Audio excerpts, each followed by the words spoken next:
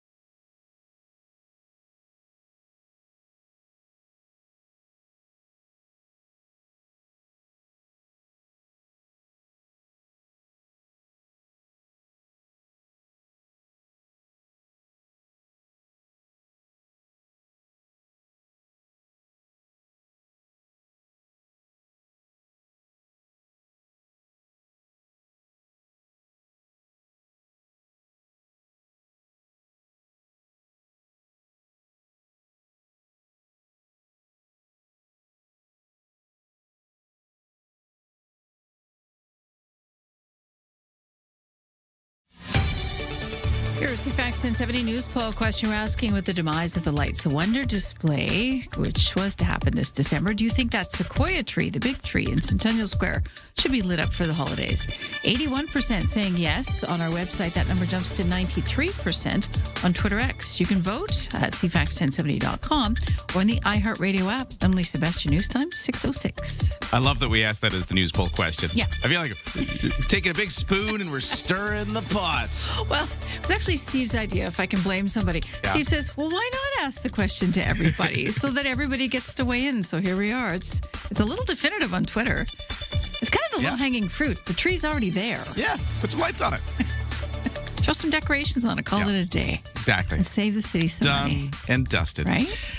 Well, let us know what you think at 7:10:10. Hey, let's talk about the weather real quick. It feels kind of unsettled out there this morning. Cold.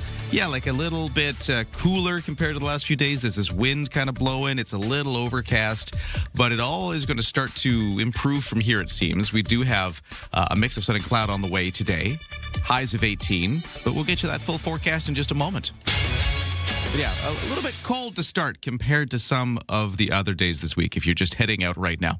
In CFAX 1070 Sports, let's talk NHL. The Canadiens are in Buffalo tonight looking to level their second round playoff series against the Sabres. The Habs, of course, fell 4-2 in Wednesday's opener. The series will shift to Montreal for game number 3 on Sunday.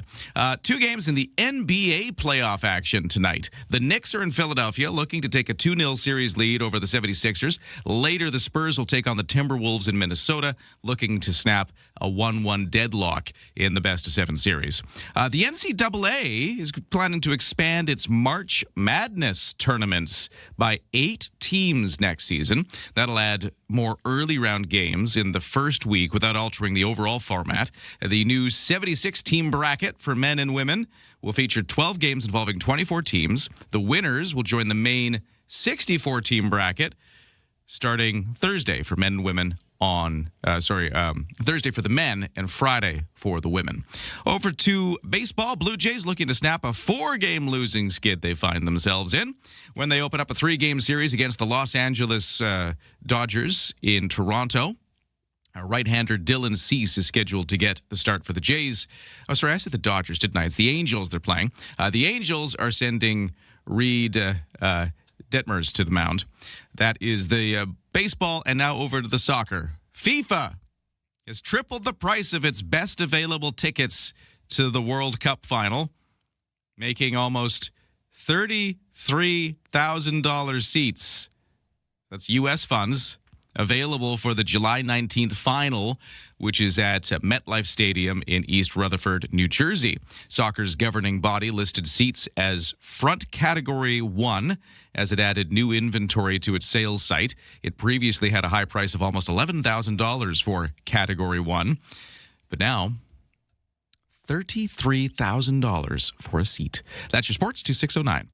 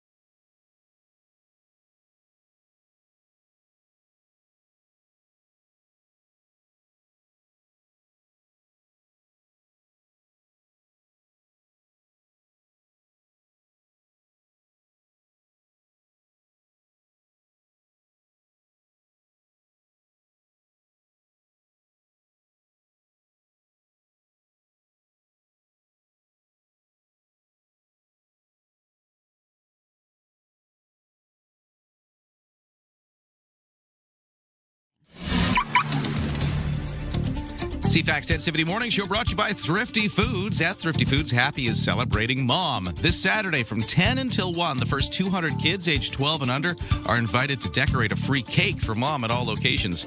And kind of nice that it's happening on Saturday is that you've got the cake all decorated for Sunday, which is, of course, Mother's Day. Let's take a look at our traffic and weather right now. Well, we did have a collision or situation earlier today on the Trans-Canada Highway, kind of through the start of the Malahat, right around Goldstream, with a multi-vehicle incident reported. There was a full road closure earlier today, and we're just watching to see how that shapes up into the morning, as I think it's starting to clear up a little bit, but it's still there, and it's still slowing things up kind of southbound as far as I know. If you've got any updates, you can text us at 71010, but that's the thing to watch this morning. One sail wait at BC Ferries. 7 o'clock sailing is full. 8 o'clock sailing is the next available vessel with any vehicle deck space left. And to the weather forecast, where it's cloudy today to start, and a little unsettled feeling if you're by the water. You're feeling a bit of breeze off the Wanda-Fuca Strait. It's going to shift to a mix of sun and cloud later today. Highs to hit 18 degrees, a little cooler by the water. A few clouds overnight, lows to 9. The weekend looking like a mix of sun and cloud throughout. Temperatures into the 20-degree range, give or take a degree or two, depending on where you are. And our sort of stable, mostly dry, mix of sun and cloud kind of temperatures in the 20-degree range situation, that's just going to carry on through the next 7 days. Although I did say that earlier, and then all of a sudden we had rain yesterday, so, you know. A good You have that power to you, so be careful what you say. I'm Wield humbled. it well. Was that? Wield the power well. Yes, exactly. There's always a chance of showers. Otherwise, it's sunny for the next 7 days. Okay. Unless it rains. How's that? Well, they were calling for rain next Friday. Is that still happening? Next Friday? I know. I just watch it because I have to ride. I'll have to look and see. Motorcyclists, we watch like as far ahead as we can, and we check it about 6 times before we head out. Well, at the moment, you're looking good, but Good. You never know. You never know. That's the caveat. You never know. North American stock markets will open a little later this hour, so let's take a look at how yesterday closed now with Aaron Sousa. Energy sector losses yesterday weighed down Canada's main stock index. Toronto's S&P TSX was down 125 to 33,556. In New York, the Dow Jones lost 313. The Nasdaq only gave back 32 points. In Tokyo this morning, the Nikkei lost 120 points. The Hang Seng in Hong Kong fell by 232. Our dollar is trading this morning at 73.21 US. Air Canada says it's cutting the number of seasonal flights to the US due to high fuel costs. It includes flights from Toronto to Sacramento and Charleston, from Vancouver to Raleigh, and Montreal to Austin. Statistics Canada is today expected to release its reading on the job market. Economists expect the economy added 15,000 jobs in April, and for the unemployment rate to remain unchanged at 6.7%. And a Canadian union wants the feds to scrutinize a takeover of video game maker Electronic Arts. From the Canadian Press Business Desk, I'm Aaron Sousa. In the kitchen, in the car, and at the office. Ryan and Lisa, mornings on CFAX 1070. Take us with you. Listen live on the free iHeartRadio app. Hello, good morning. Welcome to Friday. It's here. I'm Ryan. We got Lisa on the news desk. Good morning, Lisa. I'm over here, yeah. You're over there. I'm over here. And? And period. That's just it. Where are you at? I'm where's everybody at today? Let us know. We are looking at a day that is going to be, eventually getting to be a mix of sun and cloud. A good day for the Buccaneer days in Esquimalt. It's going to be a good weekend for Mother's Day, which is, of course, coming up on Sunday. I see a lot of people out shopping. I hear a lot of conversations about what to get Mom, which is nice to see. Yeah. All different ages. A lot of teenagers out shopping. It's the only time of the year you usually see young, like tweeny boys carrying like a big thing of flowers. It's a rare sighting, but it's always Mother's Day. You see them out and they're walking down the sidewalk all proud with their bunch of flowers for Mom. It's quite nice. Love it. Yeah, lots happening.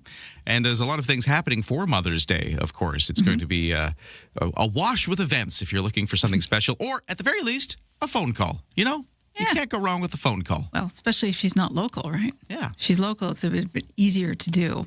But there are, of course, the brunch is the easiest thing. But, you could take her to look at some flowers, We got garden tours on, and you've got a special guest on at 8:50 to talk about where to eat, right? Well, it is Friday, and we always chat with Dallas from the Vic Food Guys, and he gives us his recommendations for places and things to eat, or places to eat at, and food to eat. And he's doing a special Mother's Day session today, looking at all the different Mother's Day. Maybe there's a special tea, maybe there's a brunch, maybe there's all these different activities that are going to be taking place. So, yeah, we will have some Mother's Day content coming up a little later in the show. Right now to the news at 6:16 with Lisa. Thank you. Of course, a wildfire ban is in place, but BC is beefing up to $1 million investment to field test new technology aimed at detecting and diffusing lightning strikes in areas where triggering lightning is likely to spark fires. The technology is from Vancouver-based Skyward Wildfire Technologies, which says the system uses artificial intelligence to identify high-risk areas before releasing a material that can diffuse lightning creation into storms. Pretty wild stuff. Lightning causes about 70% of all the wildfires in BC, at least in 24 it did, covering about 97% of the total area burned in the province that year. The company says the lightning suppression technology isn't new, but the innovation comes from the precision of when and where it will be deployed using this new predictive system. The BC government says it is expanding the scope of practice for midwives to cover the ability to prescribe certain medications in an effort to improve pregnancy care. The province says the expansion is being made after discussions in March with the BC College of Midwives and Nurses. With the changes, the province's midwives will be able to prescribe certain medications to treat early miscarriages or provide abortions within the first trimester, as well as perform ultrasounds in some cases. No timeline has been given on when the changes will be implemented, but we'll hear from the Minister of Health, Josie Osborne, will be live on the show as a guest in the 8 o'clock hour. Former U.S. President Barack Obama is in Canada today. He's set to headline Canada's 2020 20th anniversary gala in Toronto. That marks his second visit to that city. Canada 2020 is a think tank which says it aims to advance policy thinking to, quote, drive a more just, inclusive, and forward-thinking Canada as a country. And that is your news to 6:18. Thanks, Lisa. All through the week, I feel like we've had a theme, and that is things getting canceled, events going away. Fun things going poof in our neighborhood. We've had parades, the Oak Bay Tea Party next month. Announcing their parade wouldn't happen. Of course, the Esquimalt Buccaneer Days, which is still happening this weekend, it won't have a parade. That got canceled. Parades, Then the Lights of Wonder. I know this is not a parade, but that big light up event. Because it's getting rusty. And just funding, too. We were talking to the Downtown Victoria Business Association yesterday. Funding was drying up. We had the structures themselves kind of getting a little worse for wear. Right. So they decided not to light up Centennial Square this Christmas. So we just had this theme of things going away. Bad theme. But here we are on a Friday. Yes. And the opposite is happening. Good. For one local event. Something that was going away is coming back. I like we're going to talk about that. It's not monster trucks. Not monster. Sorry, Don't listen to the voice. I didn't mean to use the monster truck voice. Monster truck. I went a little monster truck. That's okay. Just a little, though. It's Friday. Okay. Coming up next, traffic and weather.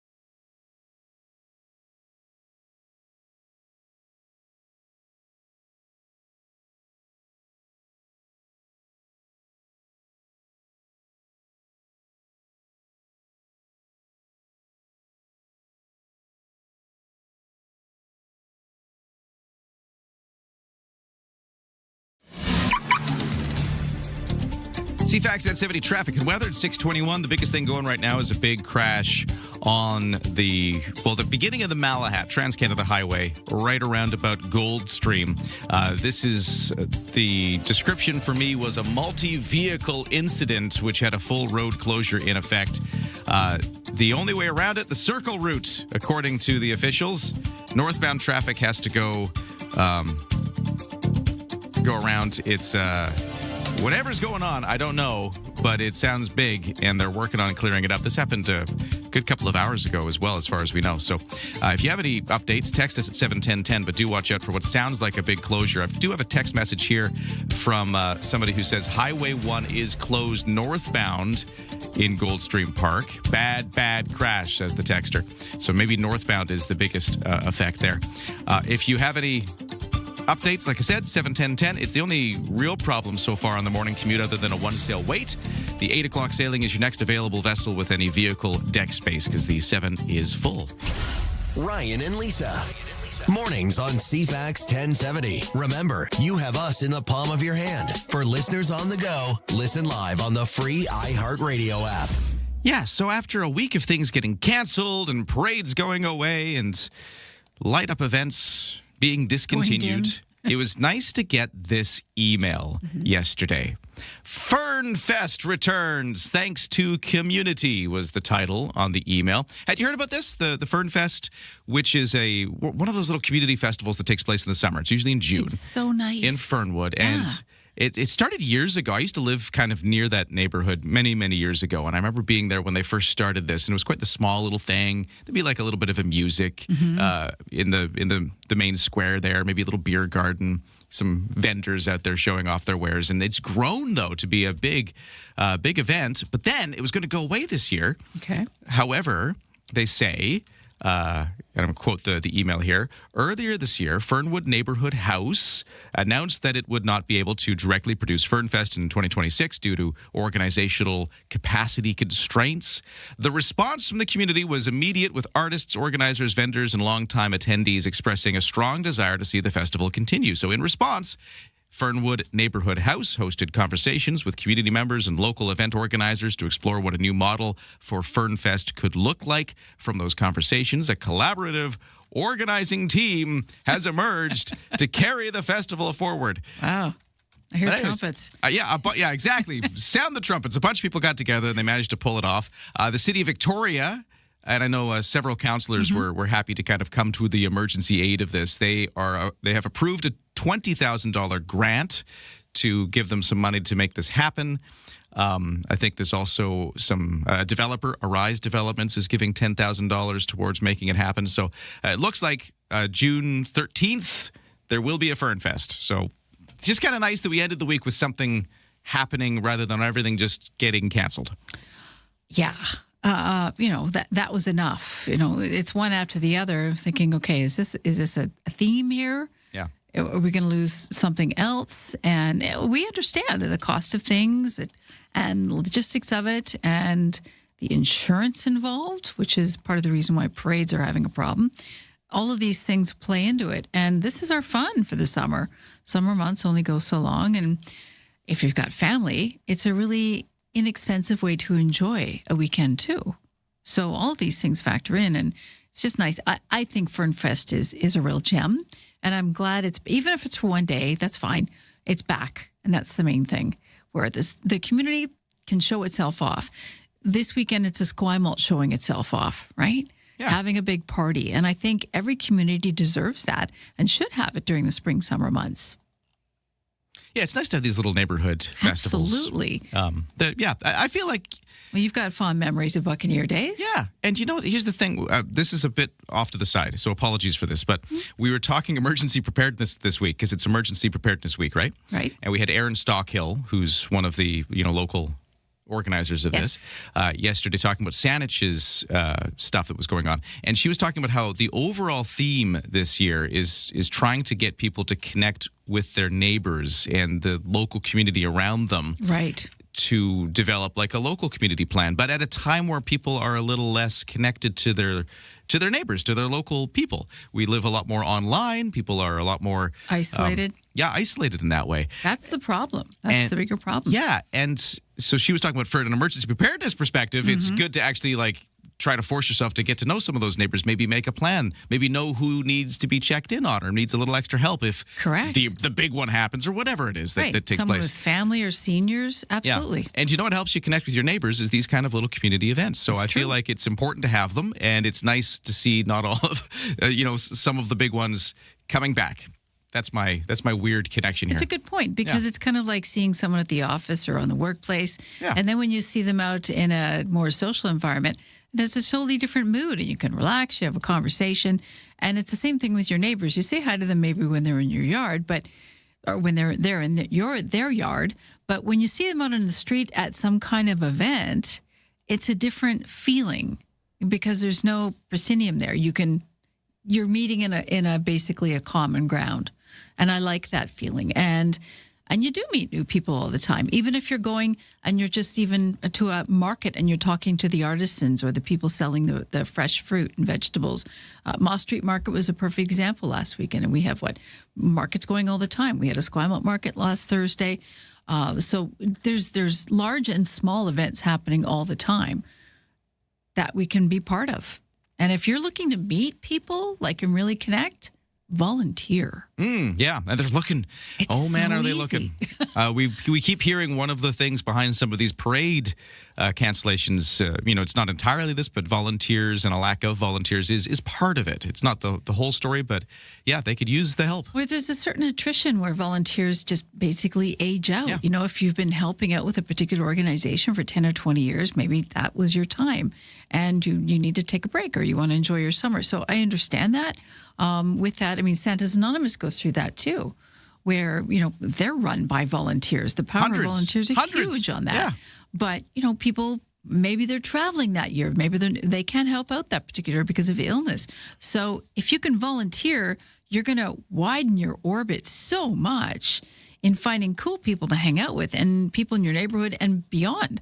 It's really an easy way to do it. Anyways, bottom line, the story today, Fern Fest, that was going to be canceled, has returned. The City of Victoria authorized a $20,000 grant to do it, but that is the story. Now, the other thing we're following, and we're going to take a break now for our news and our traffic and weather, but we got a big situation on the Malahat, or at least the beginning of the Malahat through Goldstream Park, a multi-vehicle crash that happened, sounds like a few hours ago. 3:30ish, yeah. Around 3:30.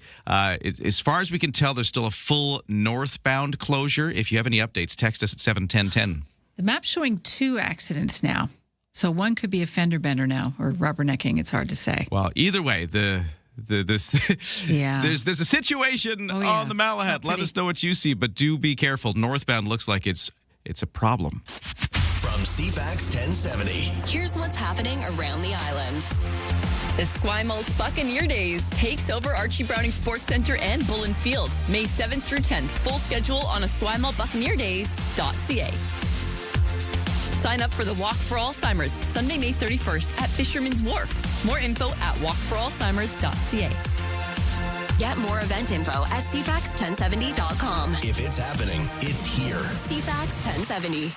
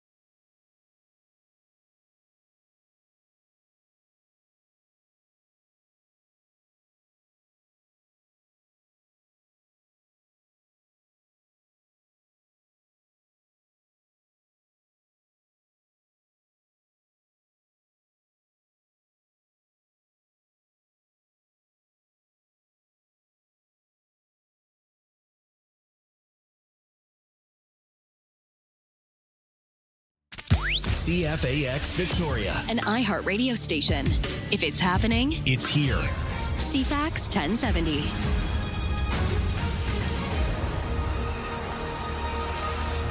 Good morning at 6:31 on Friday, May the 8th. Welcome to Friday, everybody. We do have a major traffic situation to start the day. The Malahat right around Goldstream, multi-vehicle collision from hours ago is still causing a full closure northbound. It looks like crews and equipment are working to clear whatever the situation is there. And if you have any updates, text us at 71010. Right now, here is the news with Lisa Best. Thank you, and good morning. The province expanding the role of midwives at a news conference yesterday. Health Minister Josie Osborne announcing the expanded scope of their new duties. Midwives will now be able to prescribe medications to manage conditions such as hypothyroidism, as well as medications for lactation suppression, for example, when somebody chooses to stop breast milk production after childbirth. They will also be able to perform ultrasounds for more clinical purposes within their scope of practice, such as determining the location of a pregnancy in its early stages. And importantly, midwives will be able to prescribe mifegymiso, the abortion pill, to treat early miscarriage or to provide a safe medical abortion in the first trimester. Midwives are involved in about 30% of the births in this province every year. We'll hear more on this from Josie Osborne. She'll be live on the CFAX Morning Show at 8:20. CTV Vancouver Island's reporter Anna McMillan continues her two-part series on office space vacancy in this city. Calgary faced a similar issue after the collapse of the oil industry and has turned some of their spaces, empty spaces, into apartment housing. However, the seismic upgrades required to do that here may outweigh the benefits, and traffic may be a new factor in the vacancies. The head of the Downtown Victoria Business Association says instead, a solution could be found in the commute. We're taking 4 lanes and making them 2 lanes, and then wondering why people aren't coming downtown. Jeff Bray says that deters businesses from leasing office space in the core. It is a thing that the city is going to have to look at seriously. The mayor says the municipality is juggling road maintenance, infrastructure repairs, and plans to make the city easier to navigate for those who don't drive. It is a complex discussion, and it's one that I know that our staff are constantly grappling with, trying to find the best balance, the best compromise for everyone as much as possible. The city says it's trying to make downtown more attractive with events, safety initiatives, and tax relief for businesses. Marianne Alto says she's optimistic because the new TELUS Ocean building has secured Bank of Montreal as an anchor tenant. That's the kind of thing that seems to be continuing to generate interest for the future, which is very positive. Tenants move into the shining symbol of hope next year, offering reason to believe empty offices could once again be filled. Anna McMillan, CTV News, Victoria. Ottawa is facing pressure to scrutinize a takeover of one of the world's biggest video game makers by Saudi Arabia's Sovereign Wealth Fund and a private equity firm owned by the U.S. president's son-in-law. The communications worker of America Canada says it's concerned national security will be at risk and competition stifled if the public investment fund, Jared Kushner's affinity partners, and fellow private equity firm Silver Lake are allowed to buy Electronic Arts.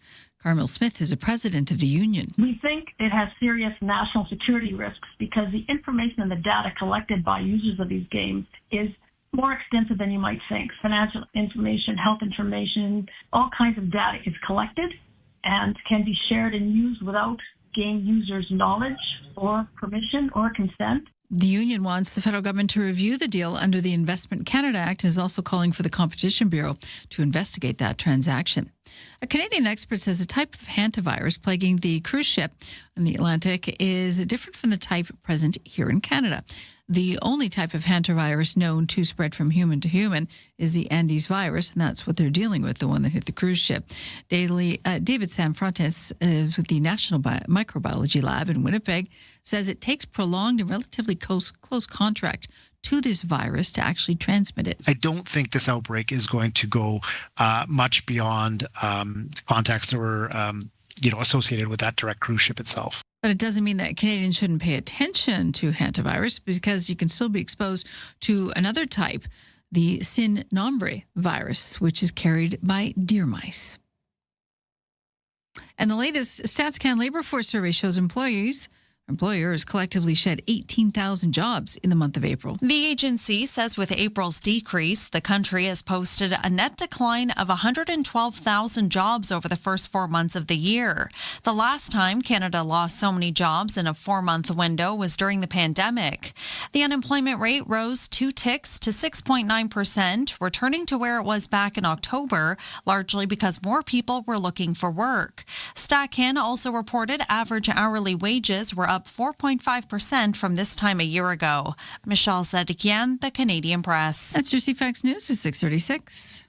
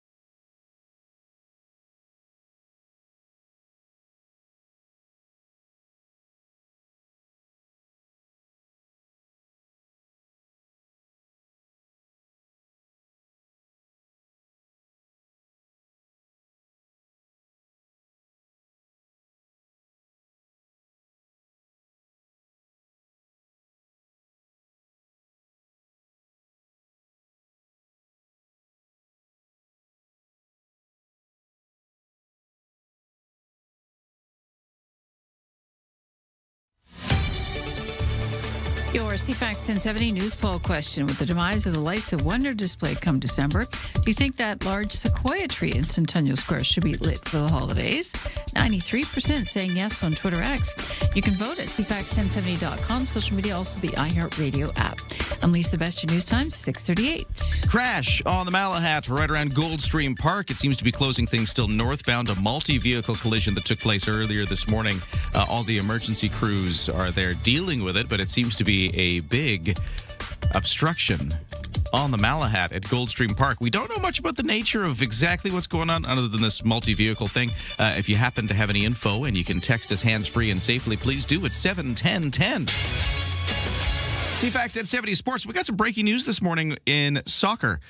Canada's men's soccer captain, Alphonso Davies, has sustained a left hamstring injury in Bayern Munich's Champions League semifinal against Paris Saint-Germain. That puts his availability for the upcoming World Cup for Canada in doubt.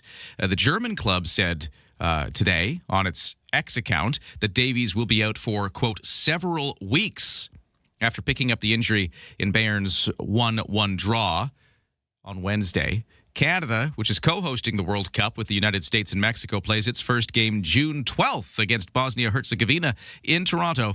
Davies has struggled to stay healthy leading up to the soccer showcase. The injury is the third he's had since he returned on December the 8th from a 260-day layoff from a torn ligament in his right knee. He was also out February 22nd to March the 9th with a muscle fiber tear, and then from March 11th to April 2nd with a right hamstring injury. So anyways, short story is Canada's captain might not be there, at least on the pitch, if this injury doesn't get itself sorted. Okay, over to the NHL playoffs. The Canadiens are in Buffalo tonight looking to level their second-round playoff series against the Sabres. The Habs fell 4-2 in Wednesday's opener. The series will shift to Montreal for Game 3 on Sunday. And that is your sports to 6:39.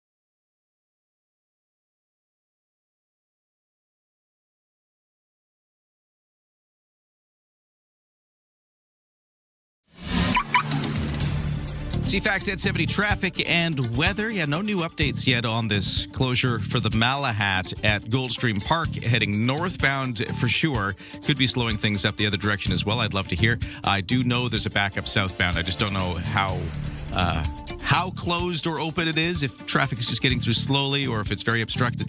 If you're going through it, let me know at 71010. What's the situation heading south? I know northbound seems to be closed, and that is after a multi-vehicle crash earlier this morning around about Goldstream Park on the Malahat. For the rest of the day's traffic, it's actually looking pretty good. We've got no crashes or accidents to report right now. For BC Ferries, we got one sailing wait at 7.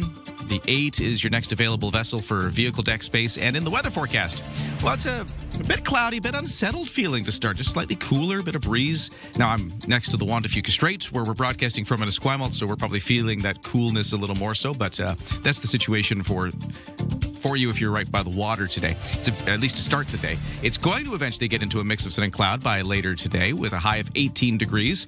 And that's kind of the picture for the next couple of days. Saturday and Sunday, temperatures in and around 20, mix of sun and cloud. And then that's going to carry us into next week as well.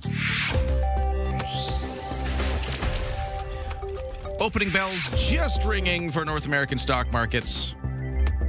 And as we await today's results, let's just take a look at one of the headlines that could affect the markets. Canada's unemployment rate rose to a 6-month high as full-time jobs dropped. That news just breaking this hour. Canada's unemployment rate rising to 6.9%, and the economy lost a net 17,700 jobs in the month of March. See how that plays out in the markets as we get results a little later.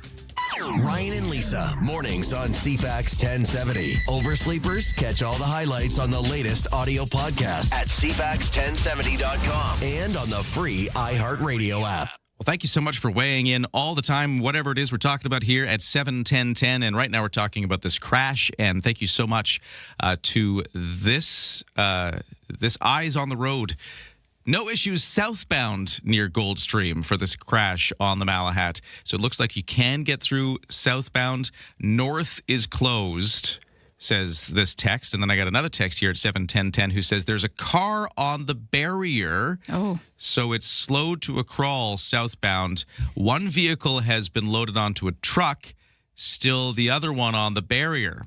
We knew it was a multi-vehicle crash, but that's the first sense of actually what it looks like right now. So it looks like right now emergency crews have got one of these vehicles secured, but one of them is on the barrier.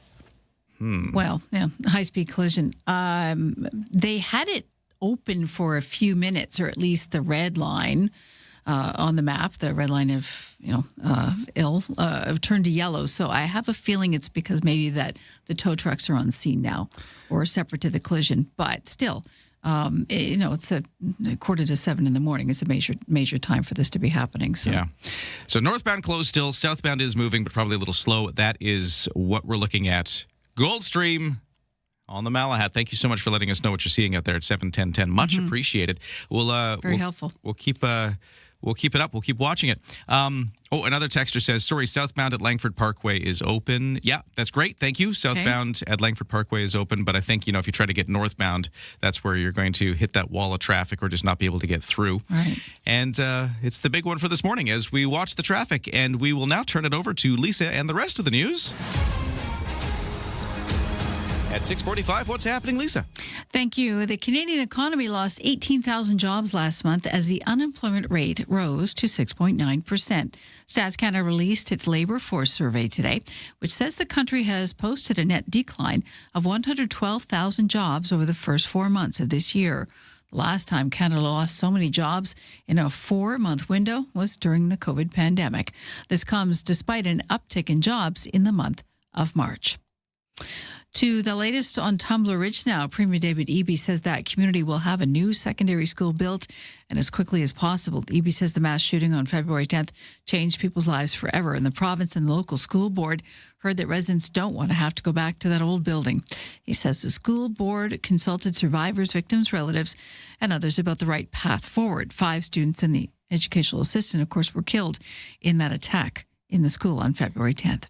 And the Golden Globes say the use of AI will not automatically disqualify a movie from being nominated. The International Film Awards announced new rules yesterday saying AI may not replace the core creative contributions of human talent, but does not automatically make a movie ineligible as long as it remains fundamentally human-driven. Not sure what that percentage is, but we'll keep you posted. That's your news to 646. We'll keep our eye on this Malahat crash. We also have some soccer to talk about.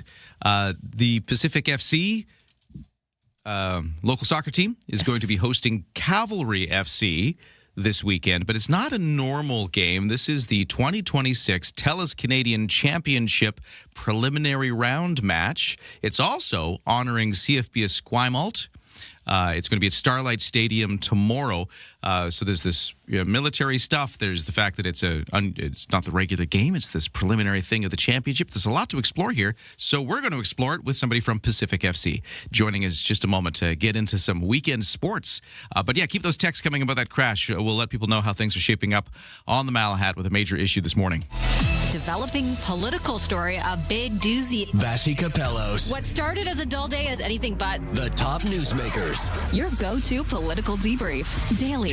What is really going on? The breaking news. Just moments ago. And the entertaining analysis and debate to follow. I don't think you can sugarcoat it. It's an issue. It's not true, guys. Yeah. Vashi Capellos. There is a greater plan here. Vashi Capellos. Weekdays 9 a.m. to 11. Bigger picture politically, which is on CFAX 1070.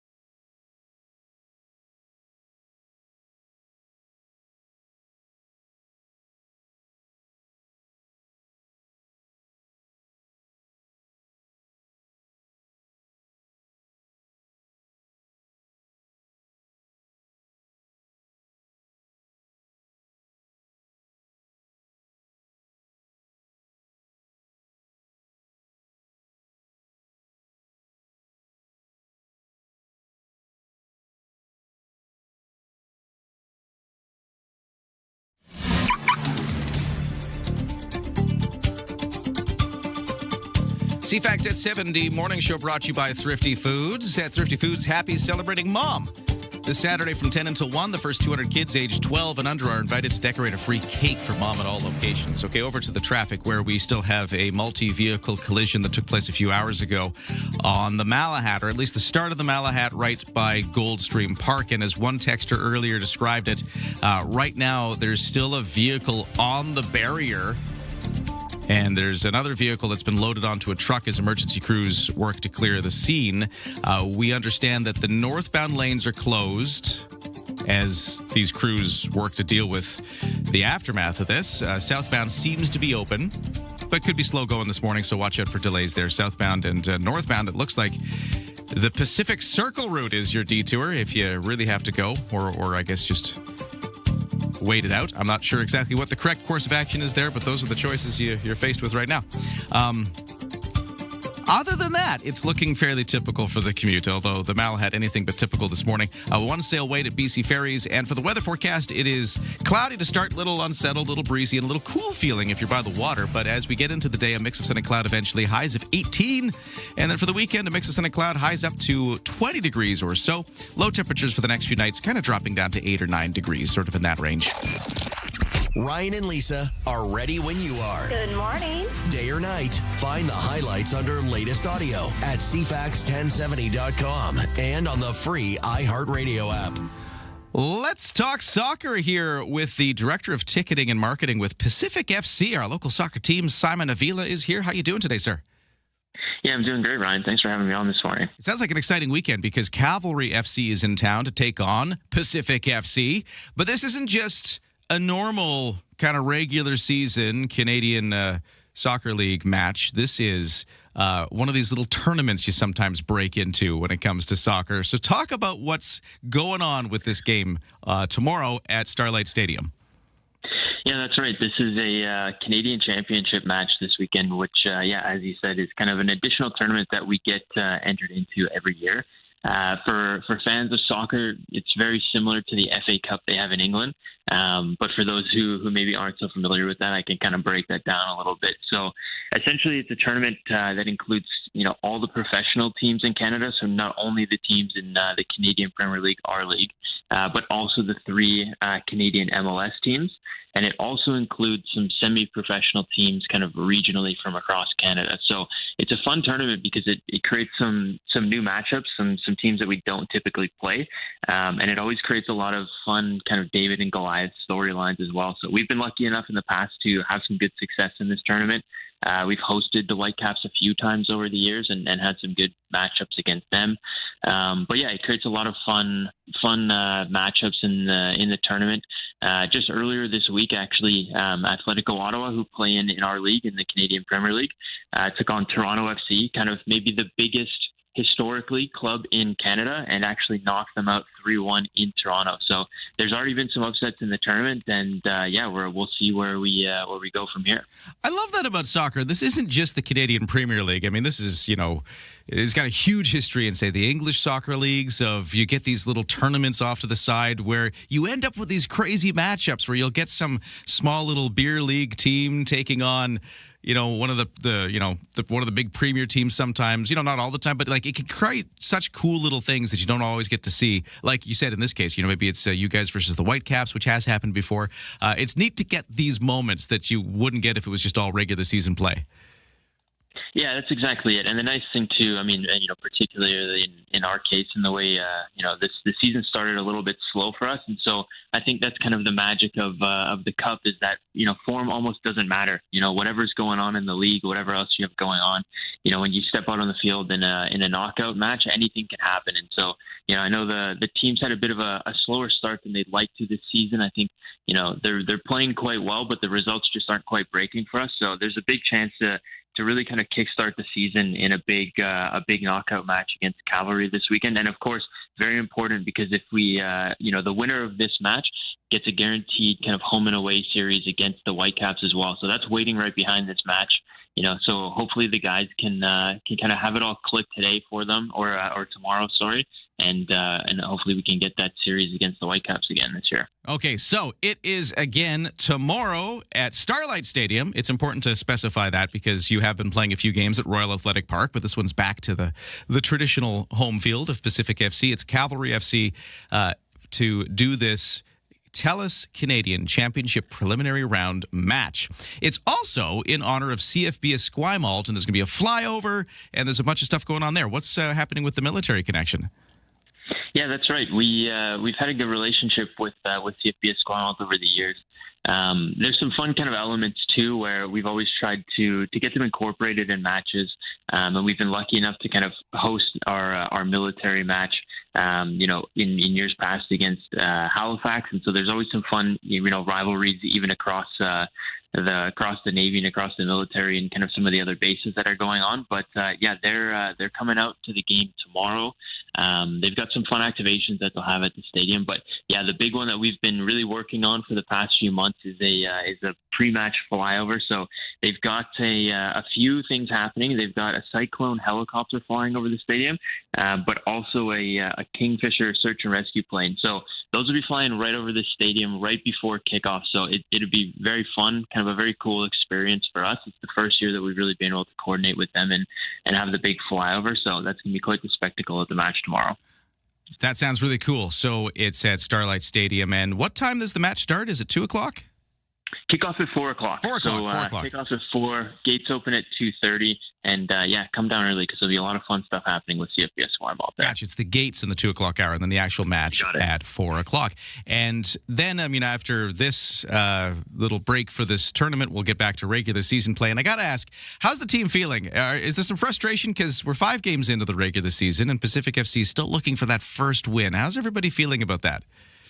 Yeah, that's right. Definitely, I think some frustration just that the results haven't kind of broken our way. And, I know the guys are a little bit disappointed that they haven't managed to get that first win because they do want to do that for the fans. But, like I said, it's unfortunate because they have been playing quite well. We've had a few matches where, it looked like we were going to go on to win, and then things just kind of unfolded the wrong way. But, they're very motivated. I don't think anyone's discouraged in the squad. I think they've really been using this as fuel to keep working every single day, and they're very motivated, especially, for tonight. Again, form kind of goes out the window. You can make anything happen in a cup match. So they've really been working hard to come out to the match tomorrow and get a big result and try to kickstart the season from there. I guess that's another thing. Yeah, it's a different headspace. You get a whole different kind of, a bit of a reset. Let's do something different, and then we'll come back to it. We are talking to Simon Avila. He's Director of Ticketing and Marketing with Pacific FC. And one last thing for you real quick, because we only got about a minute left. How is the fact that the FIFA World Cup of Soccer is coming in part to Canada and part to Vancouver? It's pretty close. I know, you're over here in Victoria. You're a whole different thing, but it seems like soccer's having a moment. Are you noticing that at all with Pacific FC? Is there some extra excitement around soccer in Canada and here in Victoria? For sure. I think there is. There's definitely a buzz building, and I think we're only going to see that continue to ramp up over the coming weeks as the World Cup kicks off in early June there. So we've got a few things going on with our kind of final match before the World Cup on May 30th. Is going to be a bit of a World Cup send-off, kind of multicultural celebration. So our goal really is to try to use Pacific as a bit of a platform to have people have the ability to connect with the sport locally here on Vancouver Island. Obviously, there's going to be a lot of excitement in BC and in Canada with the matches played in Vancouver. But we hope that everyone can enjoy the World Cup and get hooked on soccer fever. And hopefully we can have a few of them make it out to Starlight Stadium or Royal Athletic Park in October as we close out the season to catch a game here locally and just see the quality of the sport that we have right here in our own backyard. Hey, thanks for talking, and good luck with the match tomorrow. Thank you, Ryan. All right. And by the way, speaking of soccer news, just breaking this hour, we've learned that Canada's men's soccer captain, Alphonso Davies, has been sidelined by a left hamstring injury with his regular team, Bayern Munich, in a Champions League game. What's that going to mean for Canada at the World Cup? Well, we'll talk about that in sports. We've also got your 7 o'clock news coming up. And continuing to follow, a major incident on the Malahat by Goldstream Park. News on all of those things to come next.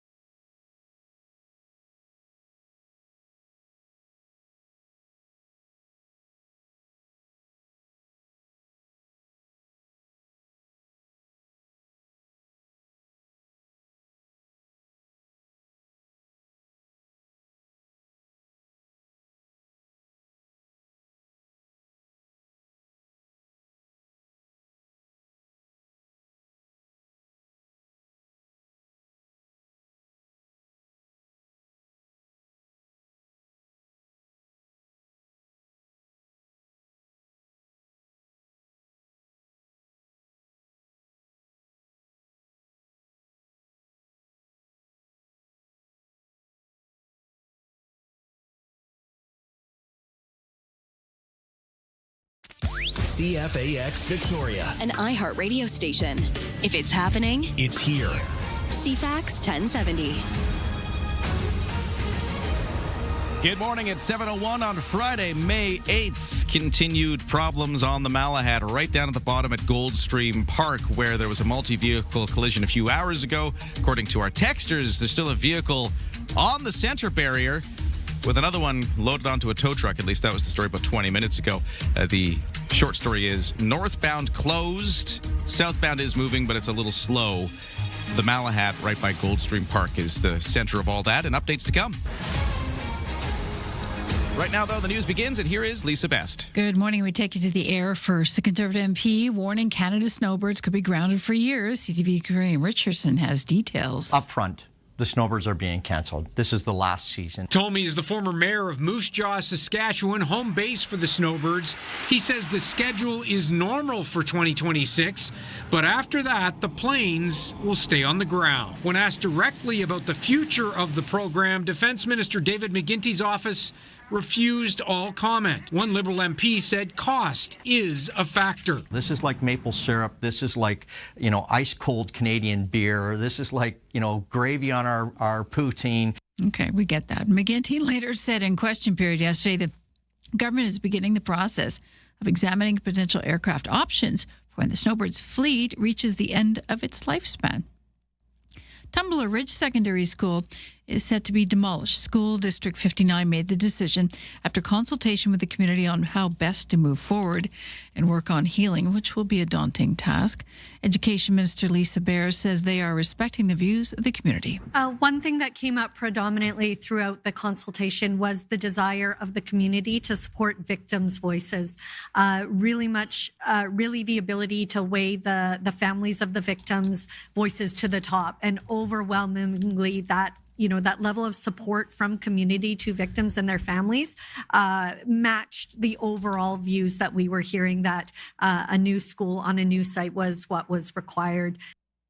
The secondary schools remain closed since a shooting on February 10th. The students resumed attending classes in portable classrooms that have been set up on the elementary school grounds. Health officials stressing the situation with hantavirus is not another coronavirus. After word of 2 passengers, of course, on board that ship with the deadly hantavirus now back on Canadian soil. They're in isolation in Ontario. On board that ship, 8 cases confirmed. 3 people died, of course, while the boat is set to dock at Spain's Canary Islands this weekend. Officials do say that 3 people so far have been asymptomatic. Sources tell ABC News that the Department of Justice and Commodity Futures Trading Commission are investigating at least 4 suspicious trades in the oil market. The trades appear to have taken place just before major announcements from the U.S. president or Iran. In one case, on March 23rd, traders placed $500 million bet on oil prices that they would fall.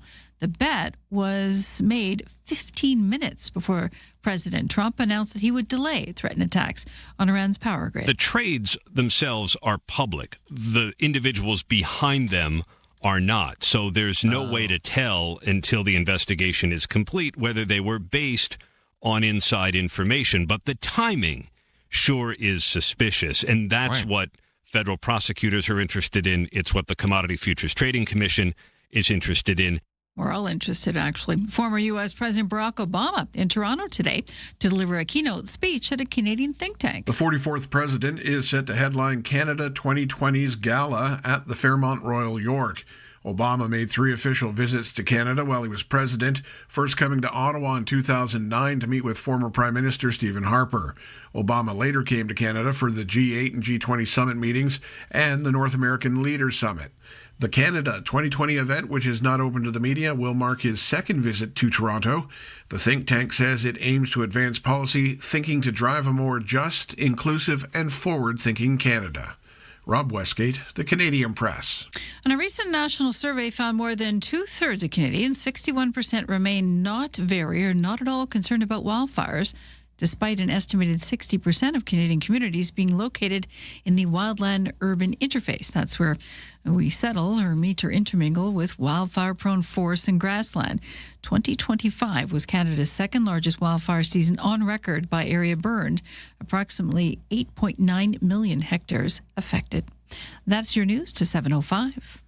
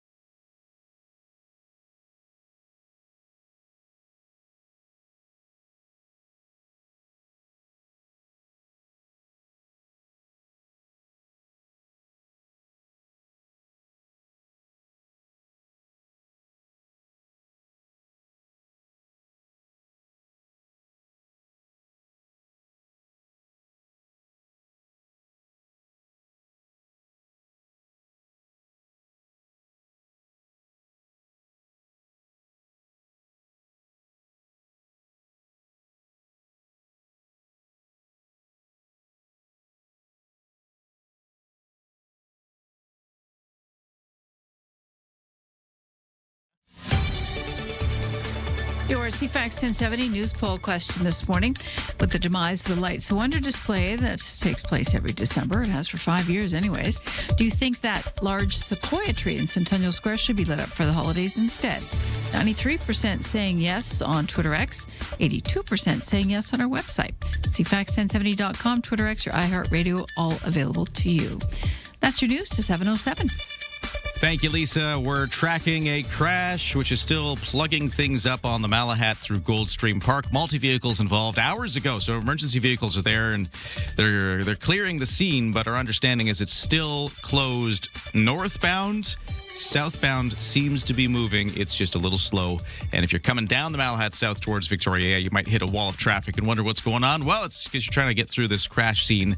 If you have any updates, text us at 71010.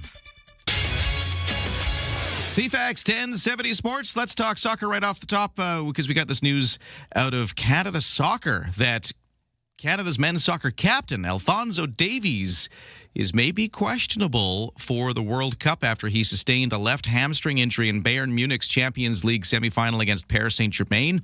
It's putting his availability for the World Cup in doubt. Nothing's guaranteed, but the German club said today on its X account that Davies will be out for several weeks after picking up an injury in Bayern's 1-1 draw on Wednesday.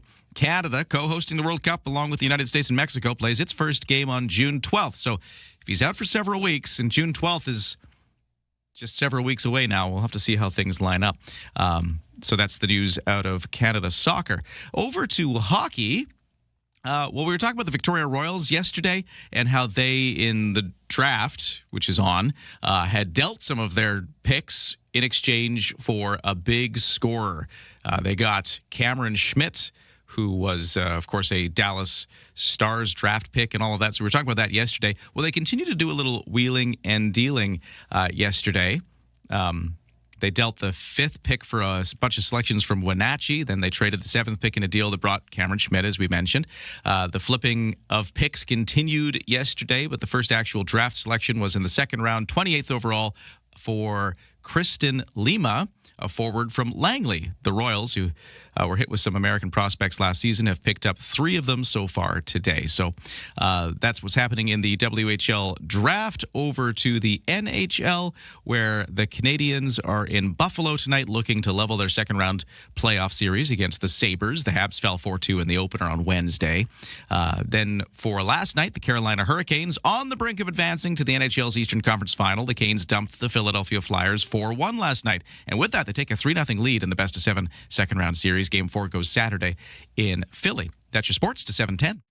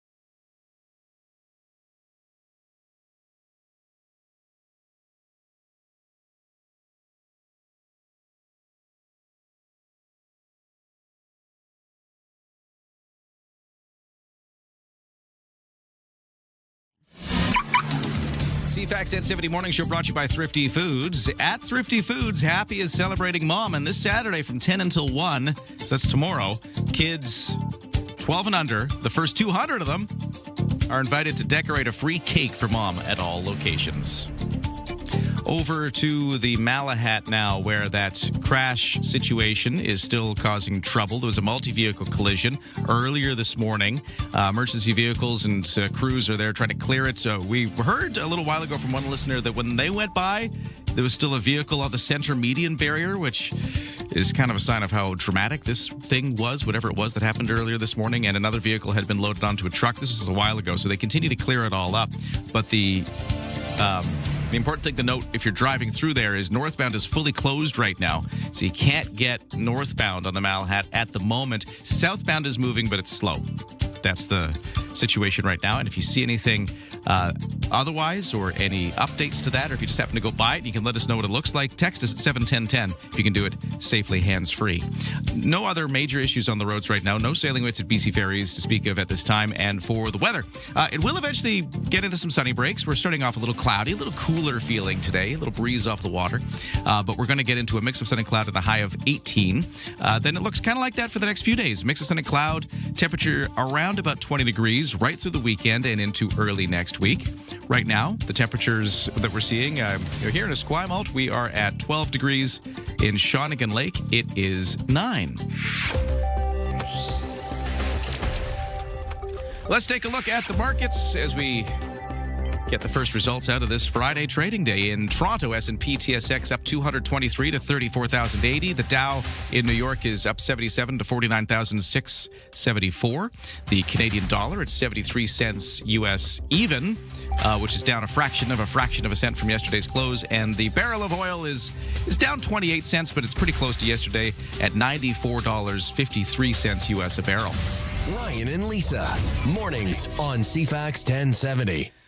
Coming up this weekend, it is Buccaneer Days in Esquimalt. And Josh and Jade on the afternoon show, they were talking to the organizer guy from the Buccaneer Days. His name is Bob McKee. The main pirate, Bob McKee, was... That's a good name for a pirate, actually. Yeah, Bob McKee is a good pirate name. Agreed. Mm. He was mentioning something that I think not everybody knows, because if you come into Esquimalt for this... Mm-hmm. You might discover there's a lack of parking because the big parking lot at the Archie Browning Arena is where the Midway is. That's right. So where are you going to park? Well, they've got that figured out. They've got a shuttle bus. Here's what Bob McKee told Josh and Jade. Yes, they will pick you up at Canteen Road and deliver you right to the West Coast Amusement rides. Mm-hmm. And then when you're finished, they will pick you up on Lyle Street in front of the fire department and take you back to Fleming where your car will be parked. Now, that means he mentioned Canteen Road. If you kind of keep going down Esquimalt Road towards the base, just before you hit the base at CFB Esquimalt, there is a massive parking lot, and you are allowed to park there for Buccaneer Days, and the shuttle bus will then take you from there up to where the Midway is. All right. Yeah. I like that. That's not actually very far. But it's not far. You can also walk it if you wanted to. But yeah, if you got little ones, so you don't want to do that. There's your hot tip. If you're doing Buccaneer Days. Hot tip about parking. Oh, and they also have a bike lock on site. Yeah, they got that. Of Saturday and Sunday under pretty much bankers' hours. But that's option to you, too, because it's going to be busy, even without the parade on.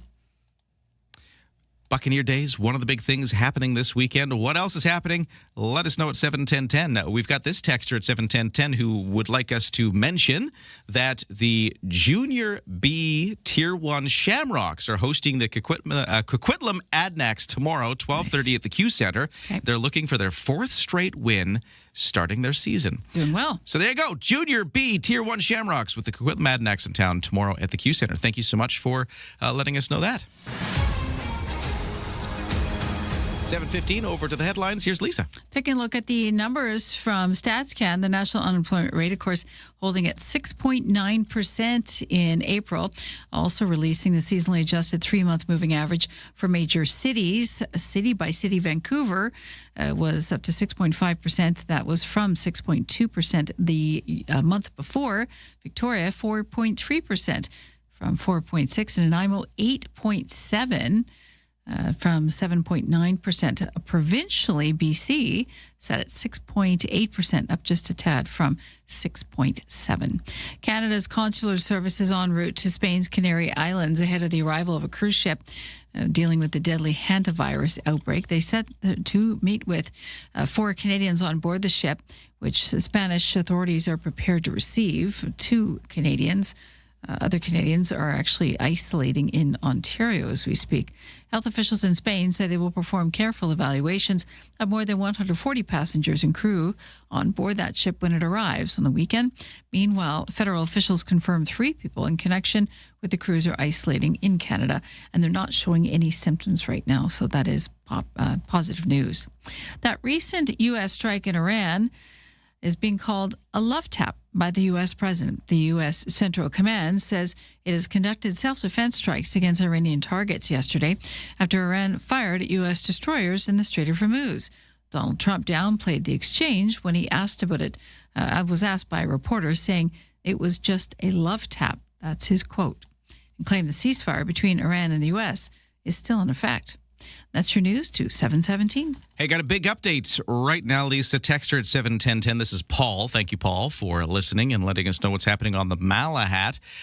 Says vehicles are starting to move northbound through Goldstream on the Malahat. Oh, I see it. So it seems like we're starting to get some traffic flow. This has been an hours-long closure northbound on the Malahat at Goldstream Park because of this multi-vehicle collision, which sounds kind of dramatic with a vehicle up on the barrier and everything. But anyways, it looks like they're starting to get things moving again. Good.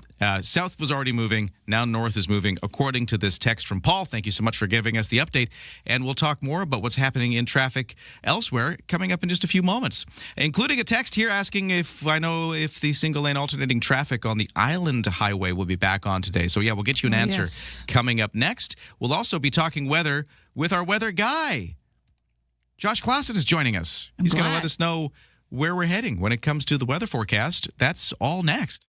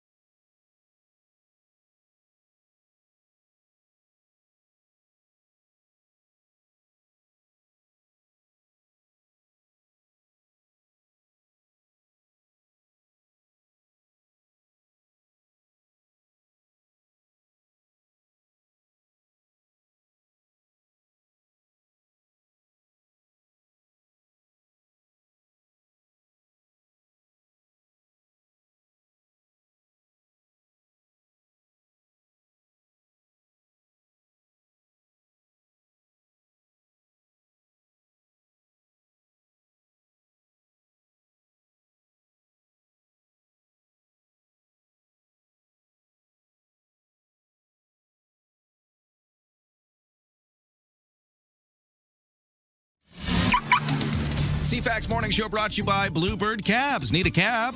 Download the Bluebird Cabs app at Bluebird Cabs Ltd. They're proudly local and Canadian-owned and run since 1946. So the update on the Malahat through Goldstream Park is that just a few moments ago, northbound traffic started to move. So hopefully we start to clear that situation. This again, Malahat at Goldstream Park several hours ago, a multi-vehicle collision which has caused a major obstruction there.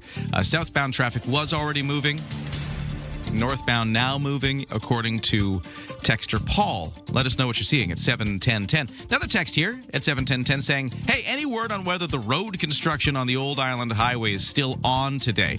Well, I think I have an answer for you. If this is still accurate, no is the short story. They were doing that utility underground installation work. Wednesday and Thursday was the schedule. And that was the 9 a.m. to 3 p.m.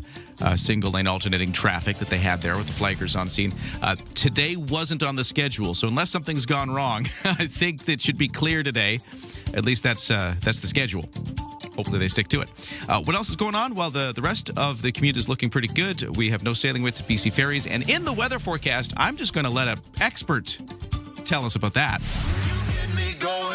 The best way to start an island morning. Ryan and Lisa on CFAX 1070. It's always good to talk weather with CTV Vancouver Island meteorologist Josh Clausen, who's joining us on the line. Josh, how you doing? Good morning. I'm good. I'm a little bored after an active weekend last weekend with all the records. Is weather over? Are we just done with weather for now? Yeah, I mean, aside from a little bit of wind here today, maybe a little bit breezy again on Sunday, there's not a lot going on. I mean, it's great if you want to get outside, although there are a lot of people that, starting to get a little bit concerned about fire situation and that sort of thing. It's been pretty dry for the last little while, and coming off of that heat wave certainly didn't help either. Yeah, and let's start there, because that's how we started the month of May, with this little heat wave. Everybody starting to think, oh, is this May? But it went away. It's seeming like we're settling into a more seasonal, typical kind of May situation. But talk about what the weather circumstances were that caused all of that record-breaking heat last weekend, and sort of how things have shifted since then. Right. So you just have what we call an upper ridge. You have this big bubble of really warm air really deep into the atmosphere. The mid and upper levels, temperatures there were way above average. Now that ridge has slipped off to the south and southeast. It's kind of focused on western parts of the United States right now, and we're into more of a westerly to southwesterly flow. So temperatures the last couple of days have been pretty close to average, mid-teens. Average right now is about 16, 17 degrees. We're going to warm up a little bit here. I think we'll be around 20, give or take a degree or two for the next 4 or 5 days. So that's about 3 to 5 degrees above average, but nowhere near as hot as the pattern that we were locked into the last weekend and into early parts of this week. So that kind of looks like it's going to just hold steady, sort of 18 to 22-ish for daytime highs right through the end of next week. And the weekend looks dry in Victoria. Tuesday, Wednesday of next week would be sort of the next chance, and that's a ways away. Other parts of the island, you may see some scattered showers on Mother's Day Sunday around Comox, Courtney, even Port Alberni area might see a few sort of spotty showers, but no heavy, steady rain for those areas either. We just have a fire ban, a campfire ban, actually an open fire ban come into play yesterday at noon, Josh. When are we going to see substantial rain? Like, looking ahead, do you think we'll get January, or is that way too early to tell? No substantial rain. I mean, anything that comes through Tuesday, Wednesday of next week looks like it's a ways out. But at this point, it's probably no more than maybe 5, maybe 10 millimeters of rain. Further north, I think some inland areas might see a good 20 to 30 millimeter soaker there middle to the end of next week, but it looks like that's all going to pass well to the north of Victoria. So good news for parts of the island. Next week does look a little cooler and wetter for areas further north, but in Victoria it's just dry and warm for the next 7 to 10 days, which is, we're getting into the dry part of the year now. We missed out on the wet weather here earlier in the year. We're running it since January. We're running at 72% of average rainfall. So, January to now, we've only had and is that for the Victoria area, or is that for the island? No, that's for Victoria. Okay. So, we've had just over 260 millimeters. Normally, we would get about 360 millimeters. So, So we're a good ways below where we should be since the start of the year. And now, this is sort of we're into sort of dry season now, so it would be a little more unusual to suddenly see a whole bunch of rain here roll in through the rest of May. What about June? That's looking way ahead, and I know that's a really unfair thing to ask, but June always sucks in Victoria. We want our January in a good way though. Like it helps get some rain. It helps just sort of like cool things off and wet things up a little bit heading into the summer. Sure. What hey, crystal ball? Any sense, or is that too far?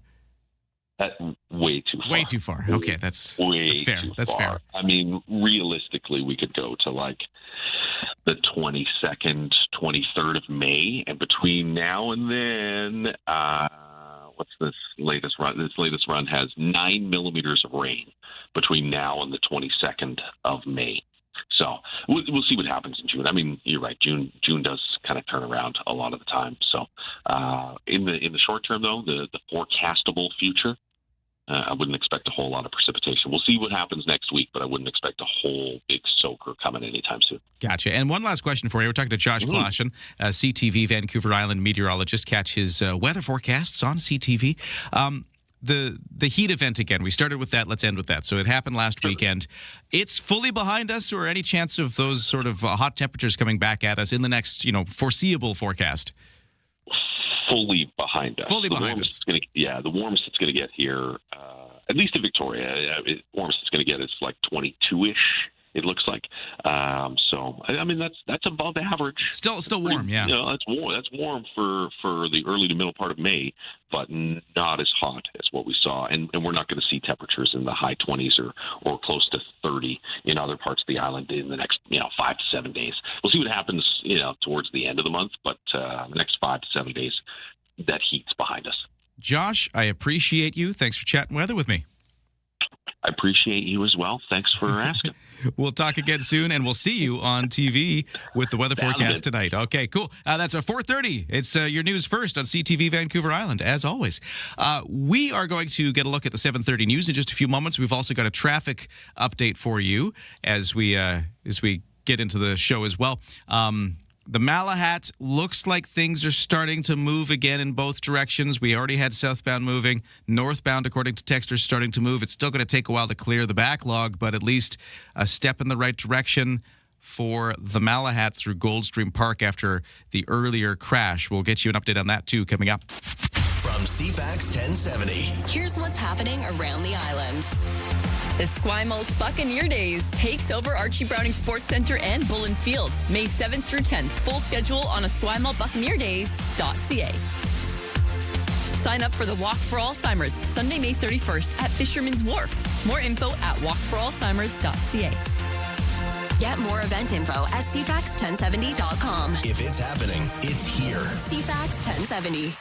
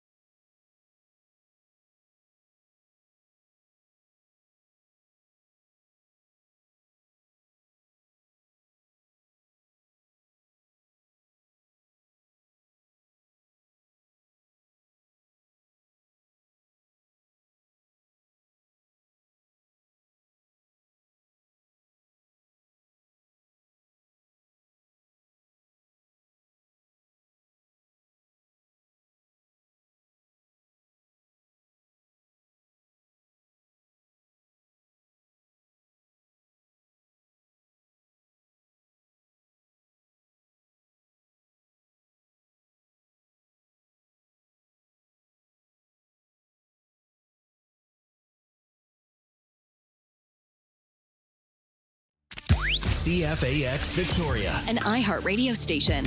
If it's happening, it's here. CFAX 1070. Good morning. It's 7:30 on Friday, May 8th. The crash on the Malahat through Goldstream Park is cleared, but the backlog might take a little while to clear, but that's the situation so far. Right now, the news begins. Here is Lisa Best. Thank you and good morning, Ryan. BC's Minister of Health will be on CFAX next hour. This is a strike vote begins today for the province's nurses as they continue to seek a new contract with the province. Health Minister Josie Osborne is still hopeful for an agreement.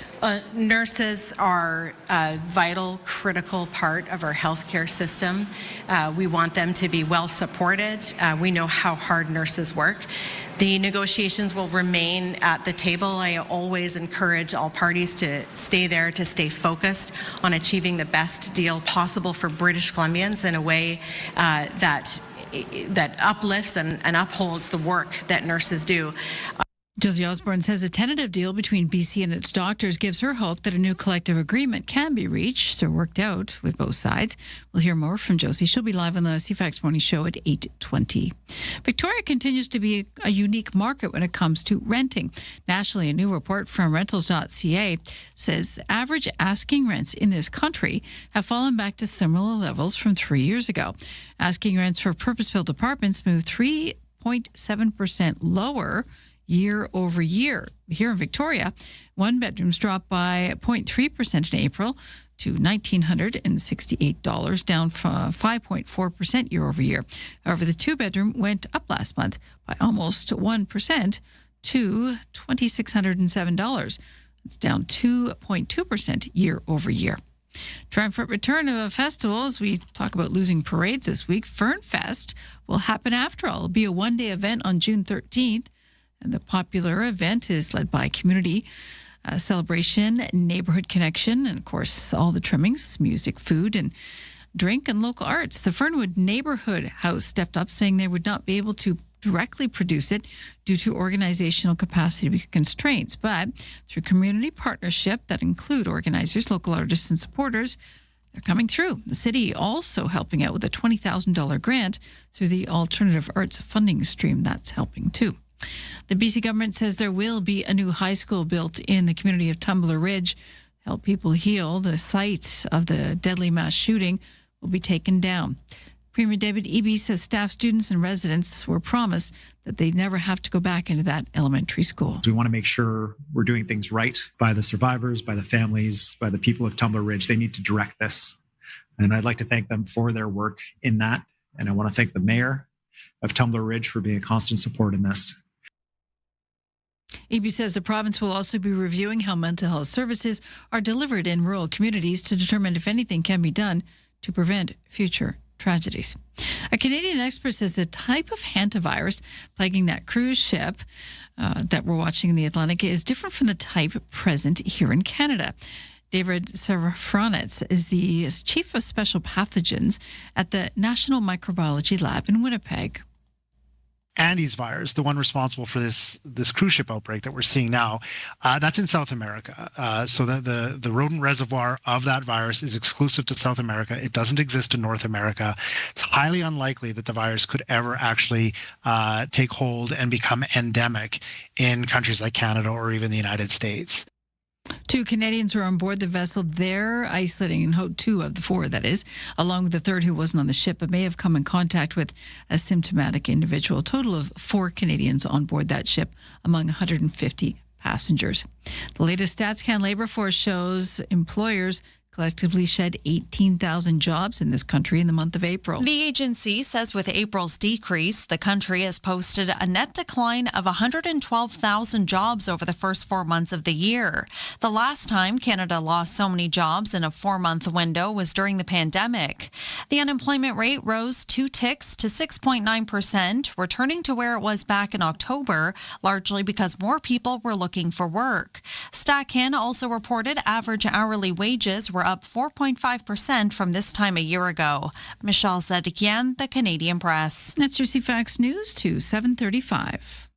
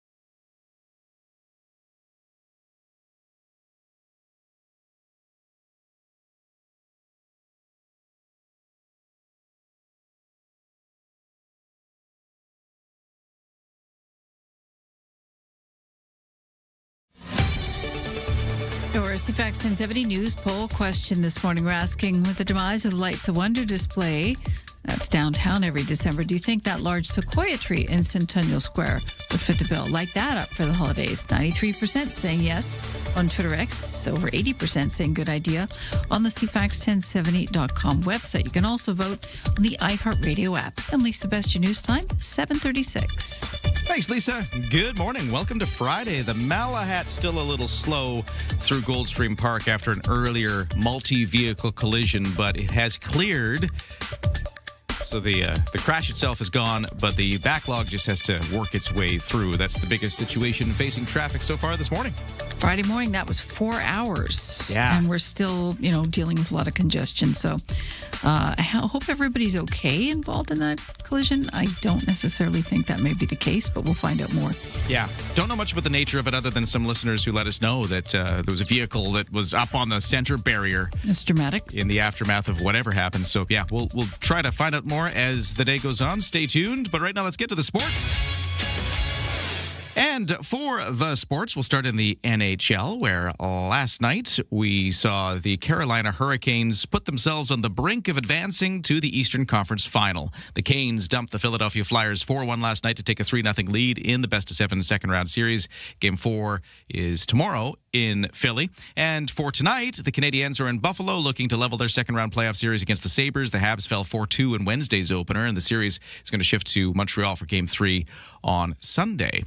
And there are 2 games in the NBA playoffs. The Knicks are in Philadelphia looking to take a 2-0 series lead over the 76ers, and later the Spurs will take on the Timberwolves in Minnesota looking to snap a 1-1 deadlock in the best-of-7. Blue Jays looking to snap a 4-game losing skid when they open up a 3-game series against Los Angeles Angels in Toronto. Right-hander Dylan Cease scheduled to get the start for the Jays. And soccer news was breaking this morning. Canada captain Alphonso Davies sustained a left hamstring injury in Bayern Munich's Champions League semifinal against Paris Saint-Germain, and that puts his availability for the upcoming World Cup in doubt as the captain of the Canadian national team. CFAX 1070 Sports Time is 7:38.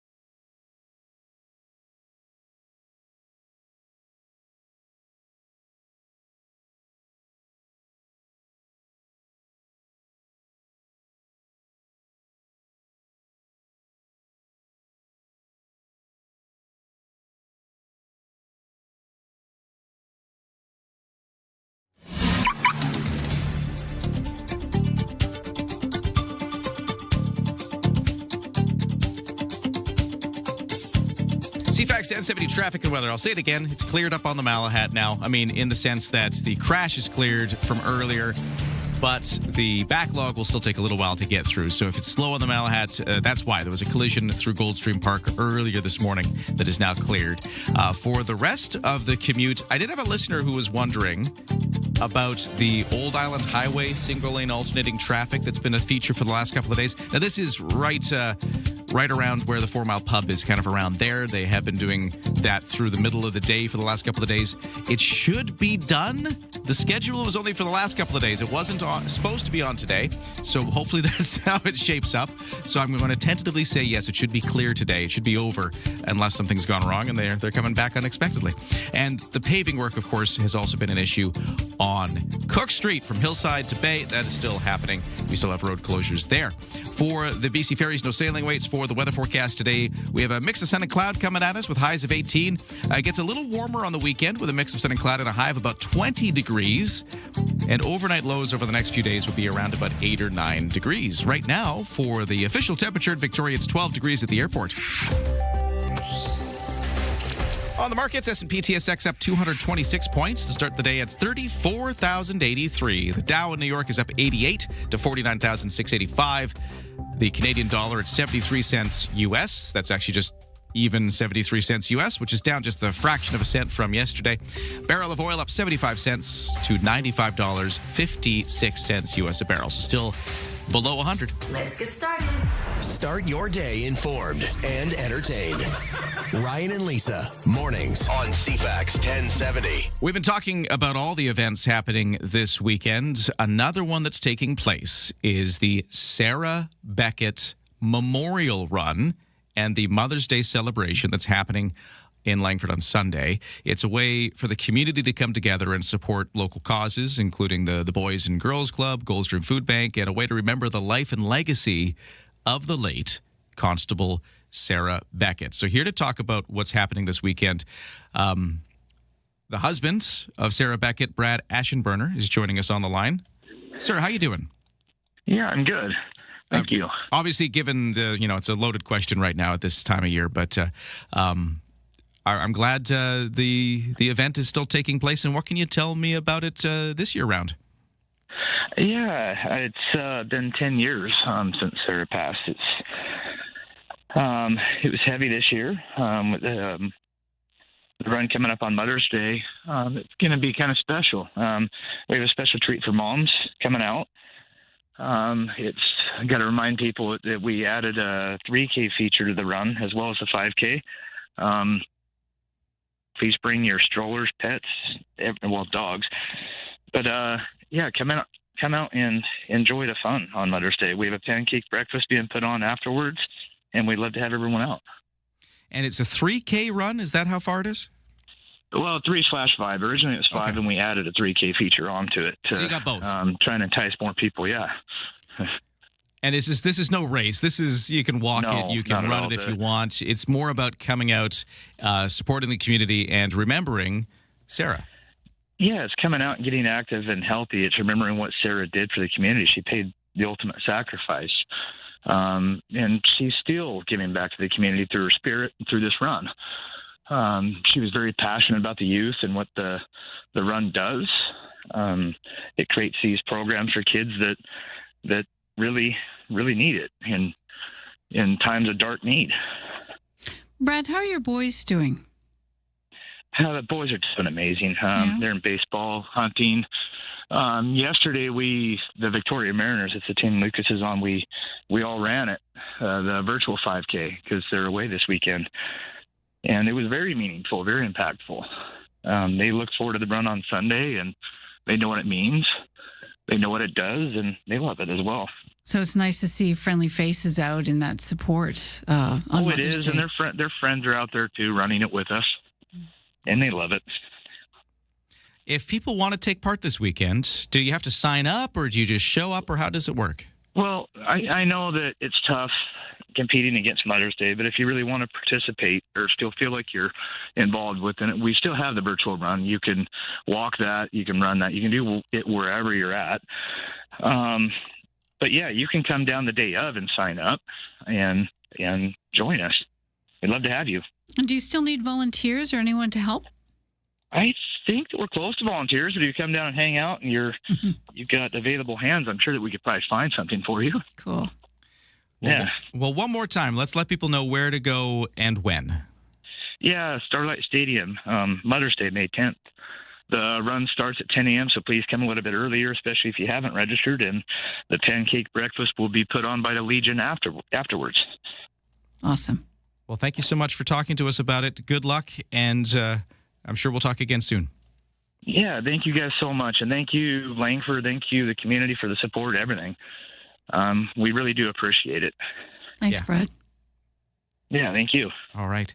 Yeah, that's Brad Aschenberner. He is the husband to the late Constable Sarah Beckett. It was 10 years ago now that she died in the line of duty in Langford, and we continue to remember her with this event, which is coming up this Mother's Day. at 7:45 now for the headlines with Lisa. BC is investing up to $1 million to field test new technology aimed at detecting and diffusing lightning strikes in areas where triggering wildfires is likely. The technology is from Vancouver-based Skyward Wildfire Technologies, which says the system uses artificial intelligence to identify high-risk areas before releasing a material designed to diffuse lightning creation in storms. Lightning causes about 70% of all wildfires in BC in the year 2024, covering about 97% of total area burned in the province that year. The company says the lightning suppression technology isn't new, but the innovation comes from the precision of where and when to deploy it using this new predictive system. The BC government says it's expanding the scope and practice of midwives, covering the ability to prescribe certain medications in an effort to improve pregnancy care. The province says the expansion is being made after discussions in March with the BC College of Nurses and Midwives. With the changes, the province's midwives will be able to prescribe certain medications to treat early miscarriages, to provide abortions in the first trimester, as well as perform ultrasounds in some cases. No timeline's been given on just when the changes will be implemented, though. We'll hear more from Josie Osborne. The Minister of Health will be live on CFAX in about 30 minutes' time. Former U.S. President Barack Obama back on Canadian soil today. He is set to headline Canada's 20th anniversary gala in Toronto. Marks his second visit to that city. Canada 2020 is a think tank which says it aims to advance policy thinking to, quote, drive a more just, inclusive, and forward-thinking country. That's your news to 747. Thanks, Lisa. Coming up next, we're going to talk about a project that looks like maybe it's on the chopping block, or maybe there's a different way to put this. The BC government calls it repacing. Not canceled, not delayed, just repaced. It's all in the term. It's in the BC budget, a bunch of stuff got repaced as they struggled with the BC budget and trying to balance all of the debt and deficit and all that stuff. Yeah, the headwinds. Anyways, one of the things that's kind of now knocked off its timeline is a student housing project that was slated for Saanich. But the project has some life support in the form of Saanich Council this week approving a development variance permit, which will allow the University of Victoria to start preparing the site for this student housing when, hopefully, funding reemerges for this project. The UVic Student Society is joining us next to talk about why it's important to keep this thing alive. We're going to get into that next. From CFAX 1070. Here's what's happening around the island. The Esquimalt Buccaneer Days takes over Archie Browning Sports Centre and Bullen Field, May 7th through 10th. Full schedule on esquimaltbuccaneerdays.ca. Sign up for the Walk for Alzheimer's, Sunday, May 31st at Fisherman's Wharf. More info at walkforalzheimers.ca. Get more event info at CFAX1070.com. If it's happening, it's here. CFAX 1070.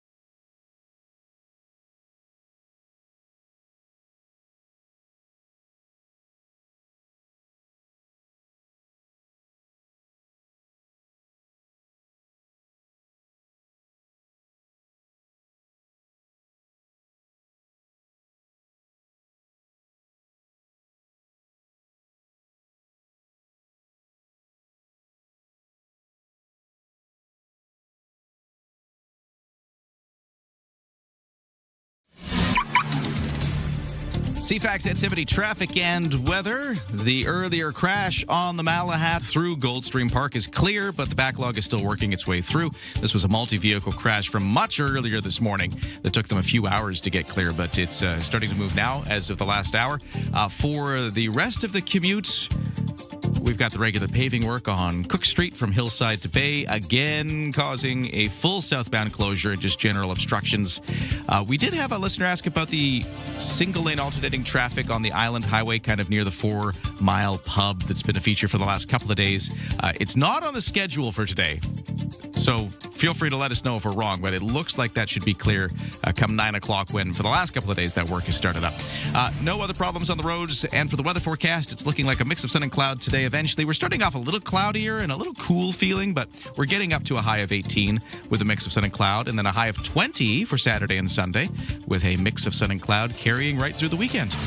It's all here. News, weather, traffic, and community events. Ryan and Lisa, mornings on CFAX 1070.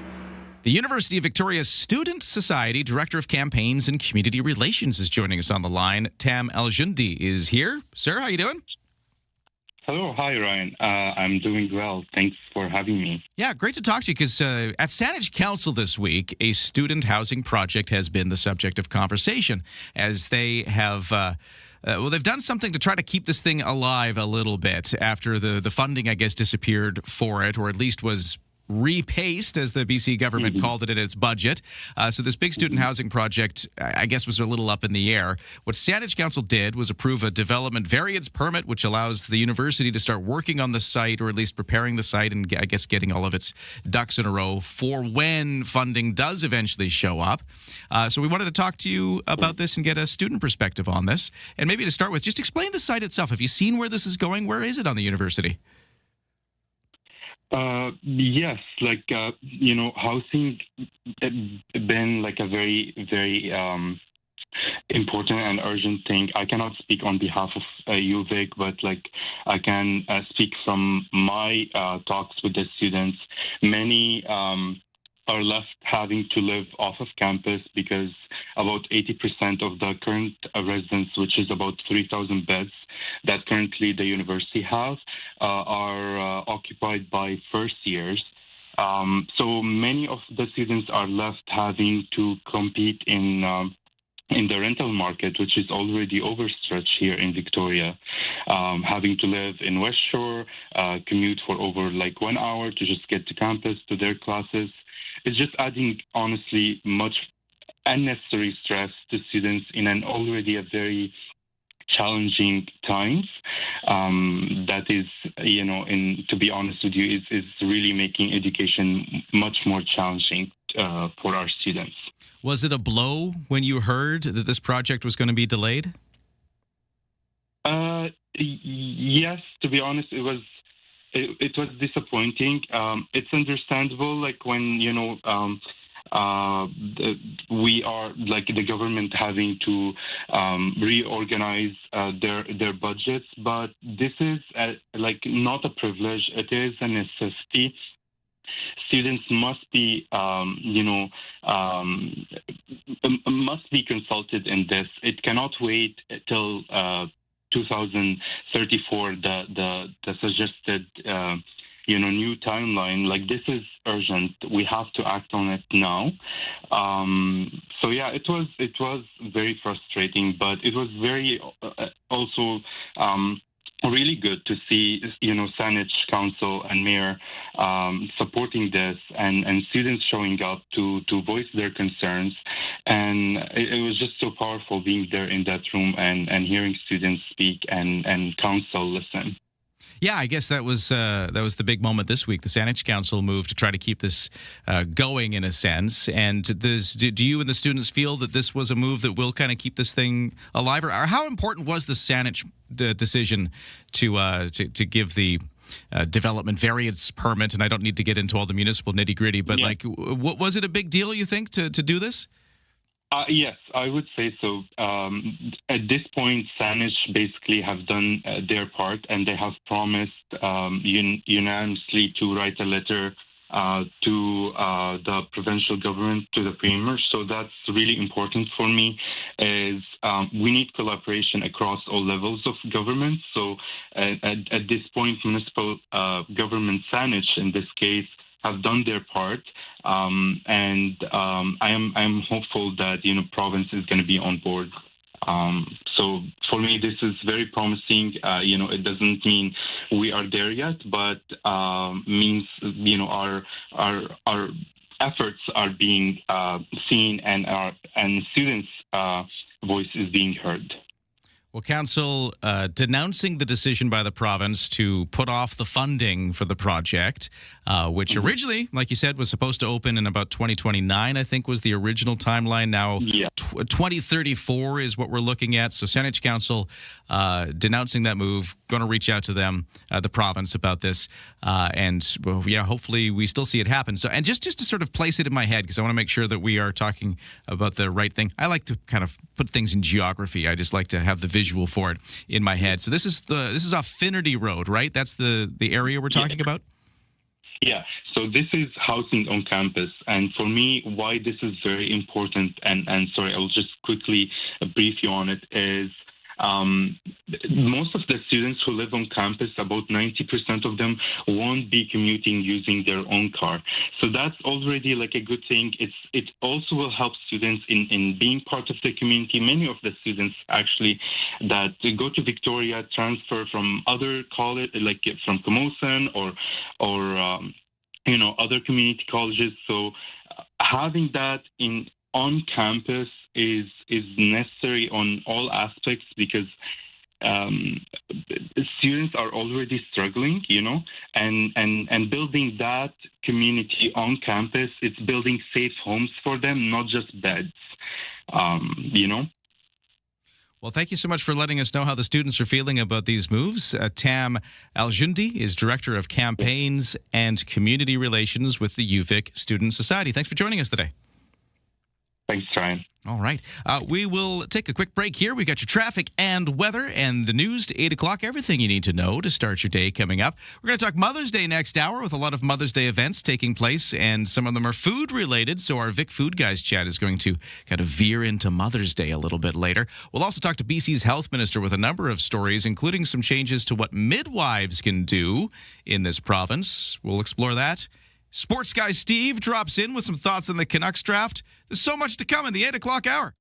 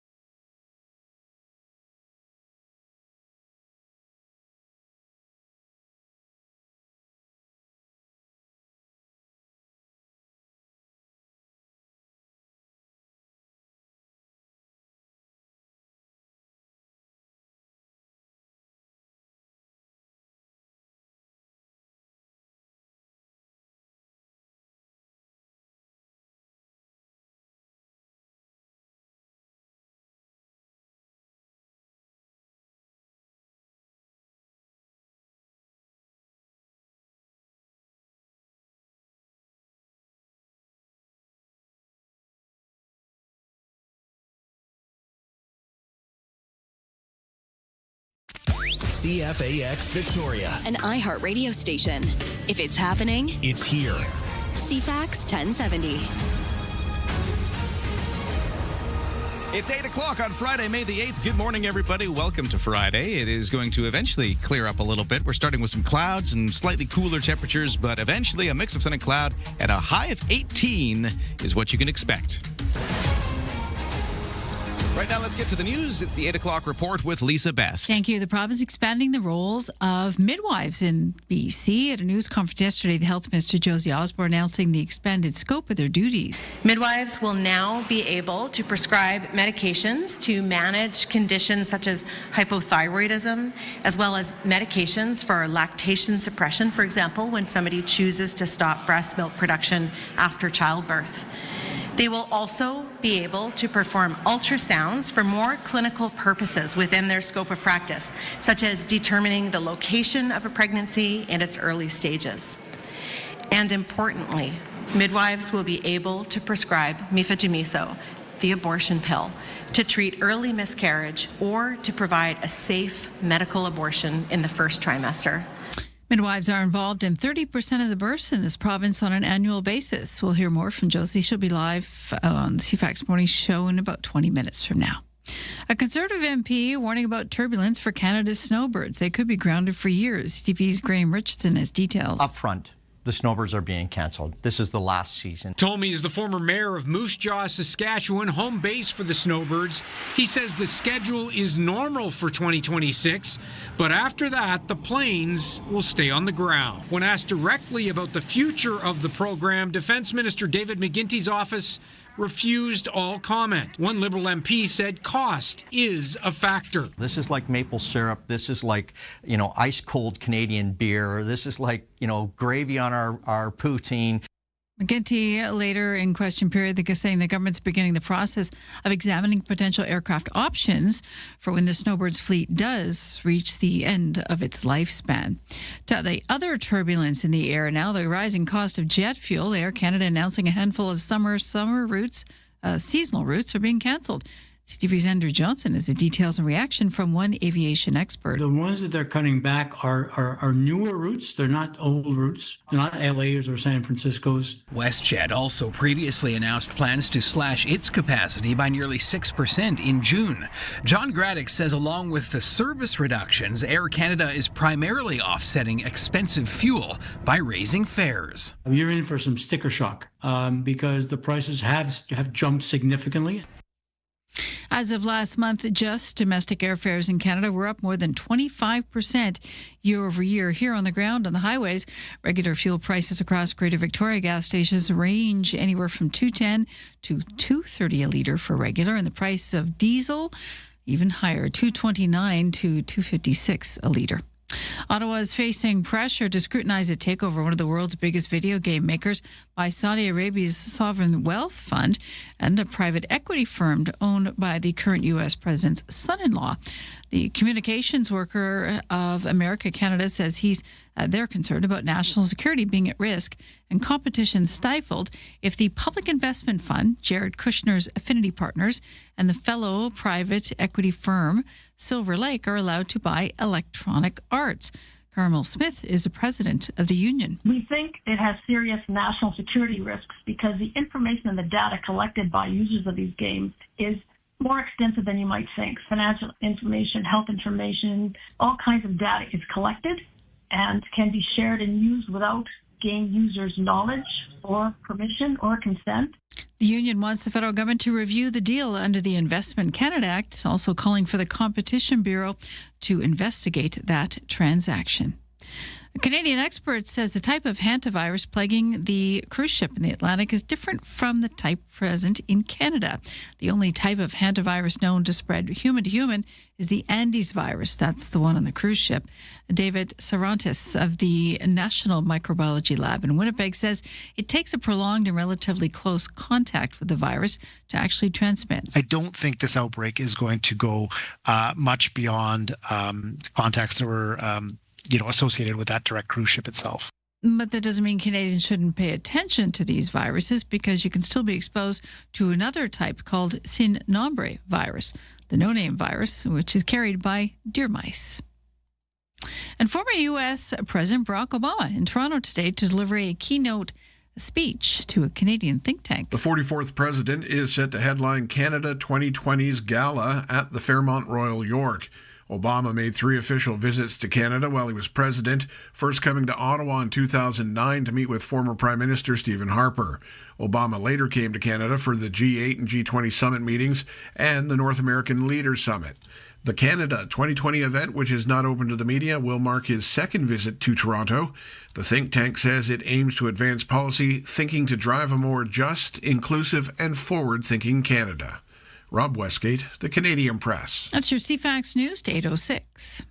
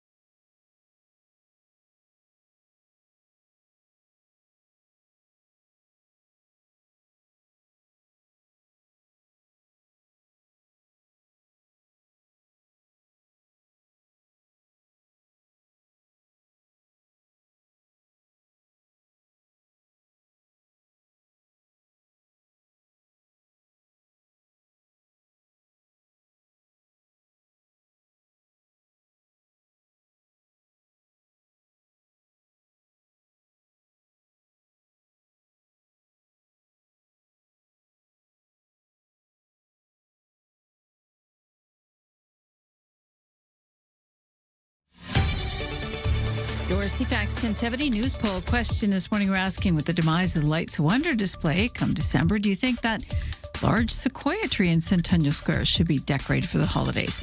80+% say yes on our website. That jumps to more than 90% on Twitter X. You can also vote on the iHeartRadio app. And Lisa, best your news time is 8:07. So, Lisa, we were following that crash on the Malahat through Goldstream that is clear now, but was a big problem this morning. Just got the official statement from the RCMP on this. West Shore RCMP saying that there were 2 vehicles involved.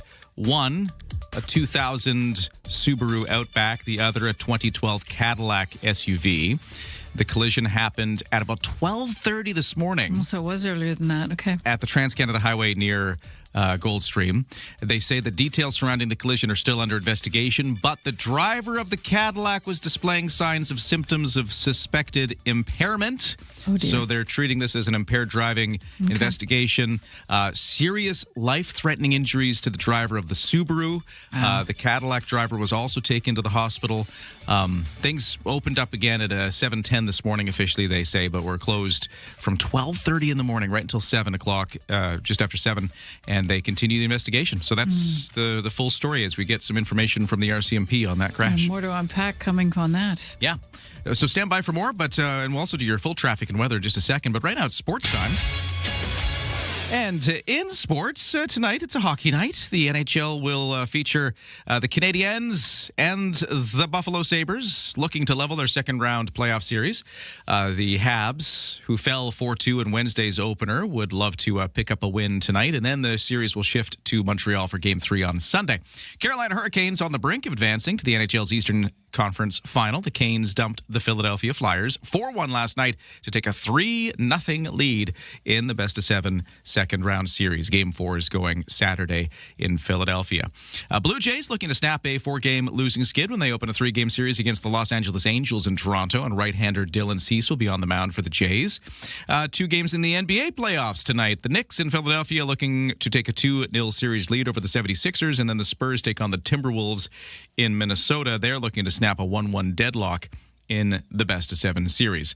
Bad news for Team Canada, maybe. Well, we'll see where this goes, but Team Canada in soccer, with the World Cup just about a month away, we have learned that Alphonso Davies, the Canadian captain, has suffered a left hamstring injury, which makes him questionable for the World Cup.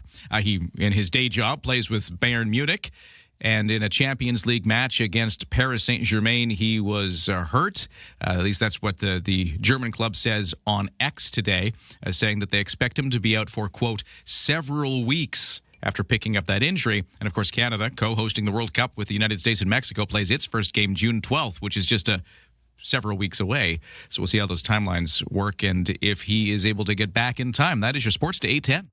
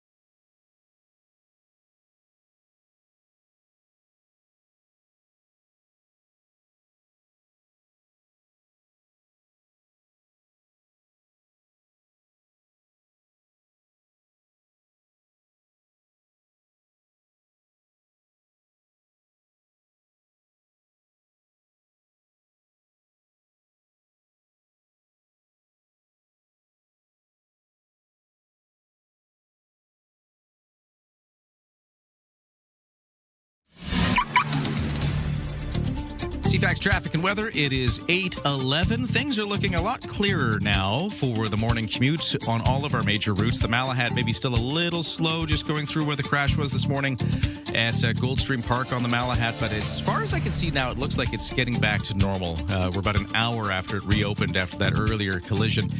No single-lane alternating traffic scheduled for the Island Highway at 4 Mile. Starting at 9, which is what's been the case for the last couple of days, but that looks like it's done. And the paving work is continuing on Cook Street between Hillside and Bay, which has a full southbound closure still. And for the weather forecast, we are looking at a clearing day. It's cloudy to start, but we will get into some sunshine later today with a high hitting about 18 degrees. Cooler by the water, per usual. And it has felt a little cooler today if you're near the water. Just a little more unsettled was the vibe this morning. But we're going to get into that mix of sun and cloud, which will continue through the weekend. A mix of sun and cloud for Saturday and Sunday. Temperatures are around about 20 degrees. Let's check the markets. S&P TSX in Toronto up 241 to 34,098. The Dow in New York is up 109 to 49,706. NASDAQ up 340 to 26,146. Canadian dollar at 73 cents US even, which is down just a fraction of a cent from yesterday's close. Don't attempt your morning commute without us. Ryan and Lisa, mornings on CFAX 1070. Well, one of the big stories out of sports this weekend was the NHL draft lottery and the frustrating result for the Vancouver Canucks. You're here with some thoughts on that. It's Sports Guy Steve. The lineup in his first offering. Touch them all, Joe. The golden goal. It's Sports Guy Steve. Oh, my goodness. What did you say? You heard me. Sports Guy Steve. Just a bit outside. Well, the dust has finally settled after the NHL draft lottery earlier this week, where the Canucks endured the worst possible scenario actually coming true before our very eyes. They had the best percentage of getting the first pick, and instead got the worst possible outcome it could have been, dropping to number 3. The draft lottery stats for Vancouver are insane. They have never, as in ever, moved up in the draft lottery. 19 times they've been in it. They have never, as in ever, had the number 1 pick overall, despite joining the league in 1970. And to make things worse, the Leafs, who were a Stanley Cup threat just a year ago, missed the playoffs once, suddenly get the first pick for the second time in 10 years. Sorry, I think despite all this, it might actually turn out for the better. I think 2 players who are likely to be available at 3 might be long-term better fits for Vancouver. Yes, I would have said that the Canucks would have taken Gavin McKenna and that the Leafs will too. However, I do think that 2 players I really like that have qualities that don't show up in analytics or stat sheets, things like character, leadership, they'll be there for Vancouver to take at number 3. Caleb Malhotra, the son of former Canuck and now Abbotsford coach Manny, lit up more in postseason with Brantford of the OHL than he did during the regular season, and he was good then. And former Royal, Keaton Verhoff, who had a rougher year than expected at North Dakota, I admit, he was the number 2 prospect heading into the year. He took the harder route. Sometimes you fall because you took the harder route, but that route often pays off in the long run. Either one won't be the marquee that McKenna would have been. I get that. But either way, the Canucks are going to get a player that will be able to play a regular shift for the 27-28 season. I'm Steve Young. Yeah, listen to those silver linings. I love a good silver lining. Well, Lisa, what's happening in the news? West Shore SMP say that serious collision overnight on the northbound TCH may be a case of DUI.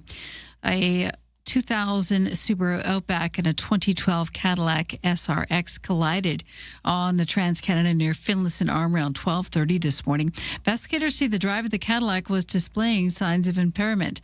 The Subaru driver has life-threatening injuries. The Cadillac driver also taken to hospital for injuries. No word on the extent, though. Northbound TCH was closed as a result for nearly 7 hours. reopening just after 7 this morning. The Canadian economy shed 18,000 jobs last month as the unemployment rate rose to 6.9%. Stats Canada releasing its labour force survey today, which saw the country post a net decline of 112,000 jobs over the first 4 months of this year. The last time Canada lost so many jobs in a 4-month window was during the pandemic. This comes despite an uptick in jobs for the month of March. Premier David Eby says the community at Tumbler Ridge will have a new school built for elementary kids as quickly as possible. Eby says that mass shooting in early February changed people's lives forever. The province and local school board has heard that residents don't want to have to go back into that old building. He says the school board consulted survivors, victims' relatives, and others about the right path forward. 5 students and an educational assistant were killed in the school during that February 10th attack. And the Golden Globes say the use of AI will not automatically disqualify a movie from being nominated. The International Film Awards announced new rules on Thursday, saying AI may not replace the core creative contributions of human talent, but does not automatically make a movie ineligible, as long as it remains fundamentally human-driven. That is your news to 8:17. Lots of health news to go over in BC. So we've got BC's health minister joining us, including these changes for midwives and the expanded abilities they're being given. That's one of the topics we'll get to in just a moment with BC's health minister. Also, your traffic and weather. See a problem out there? Text us at 71010.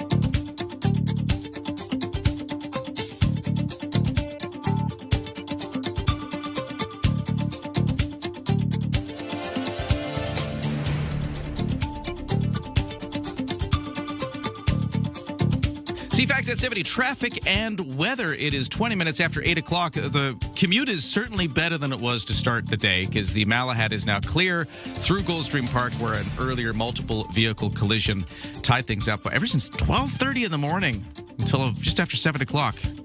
That was tied up with an impaired driving investigation now underway. Details coming up in the news. But yeah, things are looking much more normal now. No sailing waits at BC ferries, and the weather is looking like it's improving too. It started off a little overcast and even a little chilly feeling compared to what we've been going through in the nice warm weather, but it is warming back up into the weekend with temperatures today as a high of 18.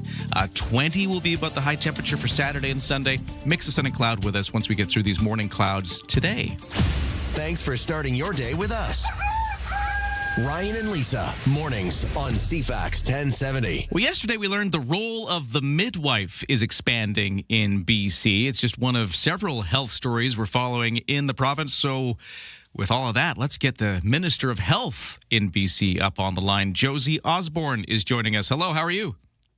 Good morning, Ryan. Very well, thank you. Thanks for having me on. Yeah, lots to talk about, but we'll start with this midwife stuff. So yesterday, an announcement about this expansion. What is being expanded? What are midwives going to be allowed to do now that they couldn't before? Well, this is really exciting news. Midwives are such an essential part of the healthcare system, and they help people with pregnancies, with childbirth, but also with reproductive care. So we are making some changes to what they are allowed to do. It's called their scope of practice.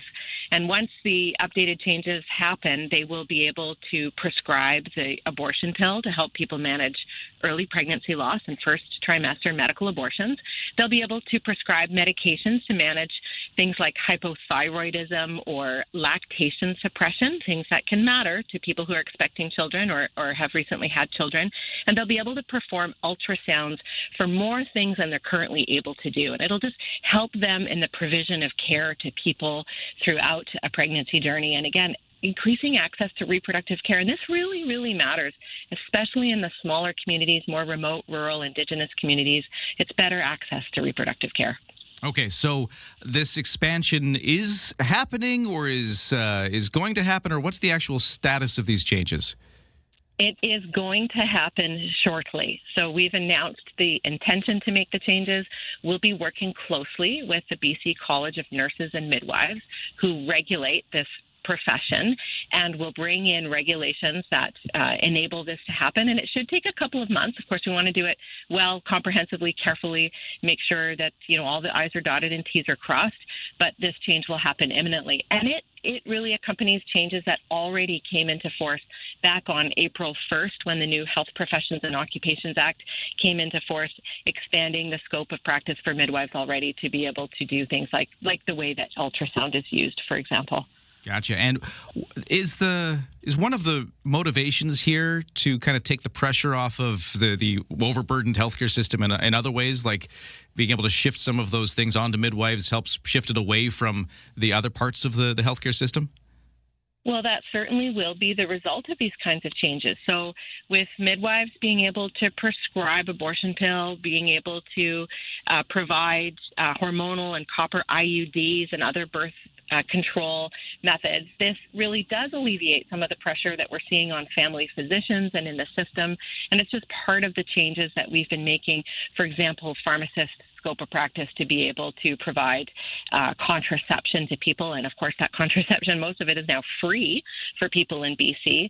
It does take pressure off of other parts of the system, and it just makes it more accessible. And again, I really want to emphasize what this means for people who are living in some of the less populous areas of the province where it's already hard enough to access reproductive care. This just makes it easier when you have a trusted relationship with a midwife in your family and somebody that you work with. You've got another route to get that reproductive care. Okay, these are changes that are on the horizon for midwives. And actually, midwives have been in the news for a whole different reason recently, because, of course, we had that case of a Scottish midwife, Heather Gilchrist, who we spoke to here on the show because she was struggling with this immigration issue. Despite the fact that she did a program here and got qualified here and was starting to work here as a midwife, she had to leave because of this immigration mess up that we covered a little bit. And I know you, like many of us, were scratching your head going, what happened? And you've been asking questions of the federal government to try to get some answers. I was just wondering, did you ever get anything out of the federal government on what happened here?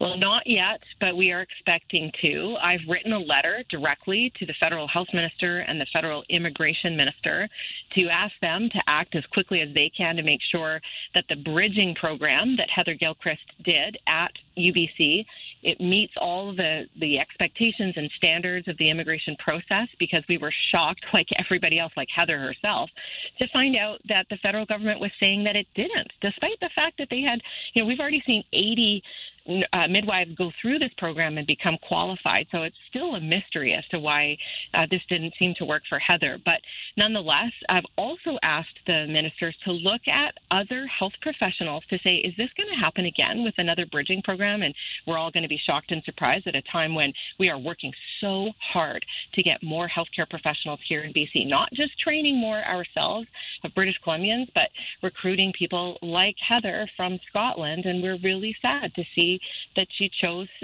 she's taken the decision to stay in Scotland. And I want her to know, I don't think she's probably listening to the program right now, but I want her to know that she's welcome back anytime. And hopefully these scope of practice changes make it maybe just a little bit more attractive for her to reconsider. Josie Osborne is BC's Minister of Health, and a couple of other real quick issues to do with healthcare in the news that I'd love to run by you real quick. So the thing getting all the attention right now around the world is hantavirus, because of the situation with the cruise ship. I mean, this is pretty far away from us, this particular cruise ship, but a lot of concern about hantavirus, which I guess usually comes from rats and rat droppings and urine and all that stuff, and doesn't usually transmit from humans, but it might have on this cruise ship that everybody's following in the news. From a BC perspective, how concerned are you, or are there any precautions we need to be thinking about here? Or what's your take on this?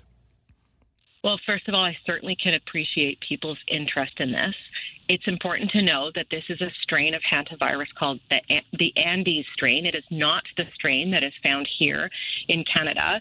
We know that the Minister of Health federally has confirmed that there were 2 Canadians on the vessel, and the Public Health Agency of Canada is closely monitoring this. We're in close contact with them, of course, through our provincial health office. They have stood up a strategic response team, but so far everything is going, with all the precautions and everything in place, and I don't want people to be worried. And the other thing happening is a nurses' strike vote is incoming in the province. Are you needing to prepare for the possibility of a strike in our healthcare system? We know just how important nurses are. They are absolutely critical parts of the healthcare system, and they have been hard at work at the negotiating table, and that is where I hope people will return. That's where those conversations need to take place. We want to make sure that nurses are well supported, have the working conditions that they need, and that that they, like us, share something very, very common, and that is best healthcare possible for the people of British Columbia, and encourage everybody to get back to the negotiating table as soon as possible to continue those good faith negotiations. You got a busy portfolio right now. Lots happening in healthcare. Lots happening, always exciting, and just fantastic people that I get to work with. And I'll just take the opportunity right now to say thank you to each and every healthcare worker in this province. They are working flat out, and they care for us, and they do absolutely phenomenal work. Josie Osborne, BC's Minister of Health, thank you for taking some of your busy day with us here today. Much appreciated. Thanks so much, Ryan. All right, we got to take a break for the news 8:30 report on a bunch of stuff happening, including that crash on the Malahat overnight. What are the details there? We're learning more about that. We've also got to get our Friday food vibes on coming up with a Mother's Day twist. That's all next. Developing political story, a big doozy. Vashi Capellos. What started as a dull day is anything but. The top newsmakers. Your go-to political debrief. Daily. What is really going on? The breaking news. Just moments ago. And the entertaining analysis and debate to follow. I don't think you can sugarcoat it. It's an issue. It's not true, guys. Yeah. Vashi Capellos. There is a greater plan here. Vashi Capellos. Weekdays, 9 a.m. to 11. Bigger picture politically, which is on CFAX 1070.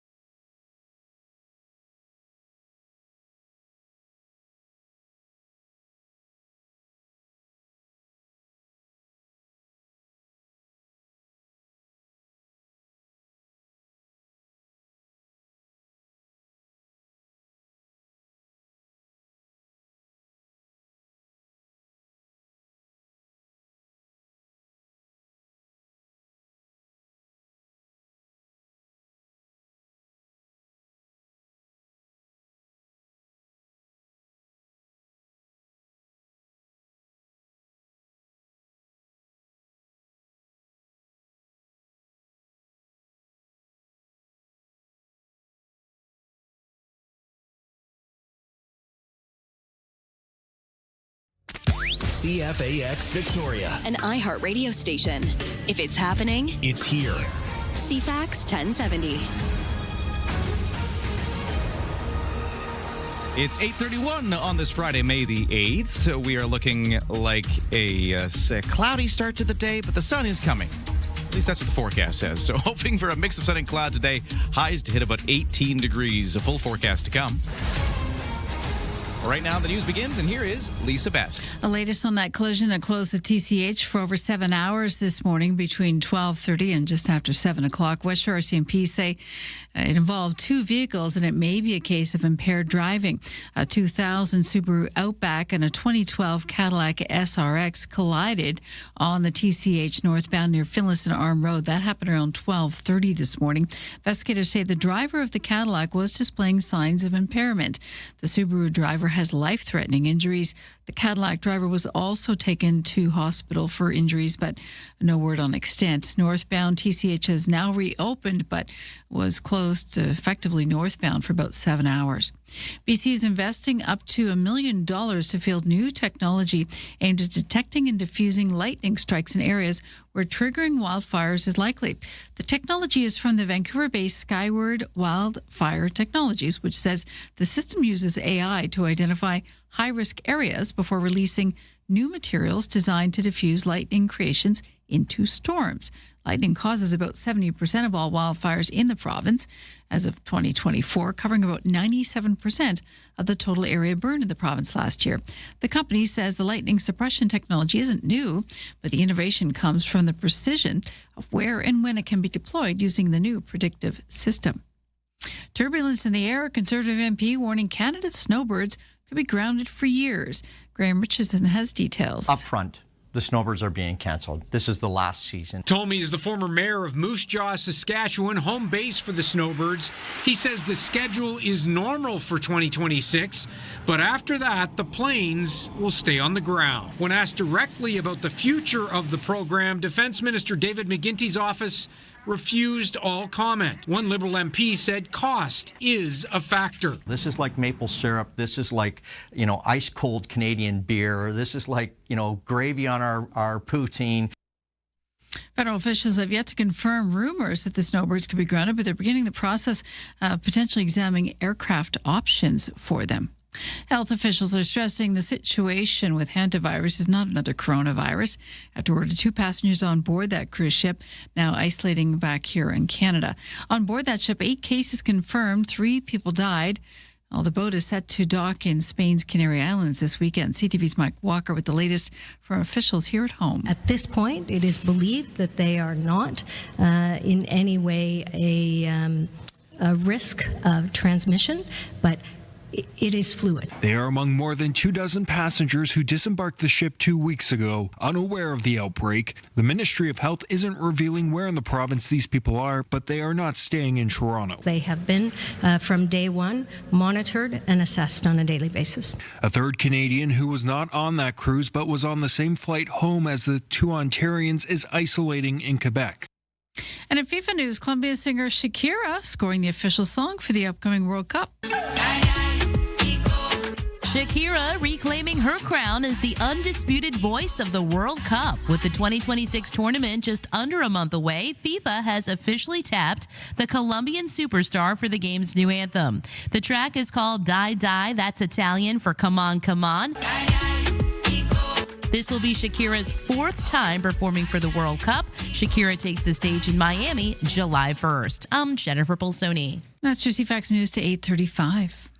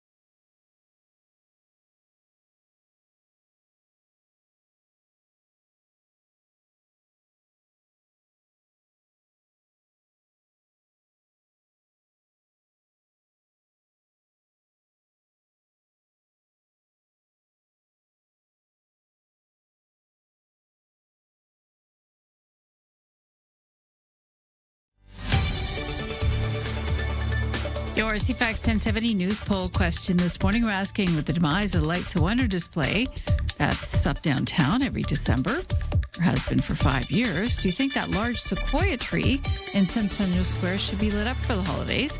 Over 80% saying yes on our website, over 90% saying yes on Twitter X. You can vote now, CFAX1070.com, iHeartRadio app, or social media. And Lisa Best, your news time is 8:36. Thank you, Lisa, and good morning. Thanks for joining us here on this Friday. Mix of sun and cloud on the way after a cloudy start to the day. Highs eventually to hit 18 degrees. Right now, the temperature at the airport is officially 12. Full forecast to come. Right now, let's talk about the sports. Alphonso Davies, Captain Canada for our World Cup soccer team, has sustained a hamstring injury just weeks before the World Cup. Alphonso Davies with this injury coming out of Bayern Munich's Champions League semifinal against Paris Saint-Germain. It puts his availability for the upcoming World Cup in doubt. The German club said on X today that he will be out for several weeks. And Canada co-hosts the World Cup with the United States, Mexico, and plays its first game on June 12th. That is several weeks away when they take on Bosnia-Herzegovina in Toronto. So we'll see if this injury keeps him out or not. Elsewhere in sports, NHL playoffs continuing. The Canadiens are in Buffalo tonight looking to level their second-round playoff series against the Sabres. The Habs fell 4-2 in the opener on Wednesday.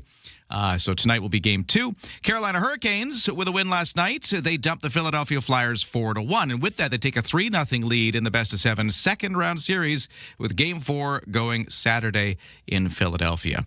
For the NBA playoffs, a couple of games. Knicks in Philadelphia tonight looking to take a 2-0 series lead over the 76ers. The Spurs will take on the Timberwolves in Minnesota, looking to snap a 1-1 deadlock in their best-of-7 series. So that's how tonight's games are looking. And then with last night, Shai Gilgeous-Alexander and Chet Holmgren each put up 22 points and helped lift the Oklahoma City Thunder to a decisive 125-107 win over the Los Angeles Lakers. And with that, Oklahoma City takes a 2-0 lead in the NBA's Western Conference semifinal. Game 3 is Saturdays tomorrow for that one. That is your sports to 8:39.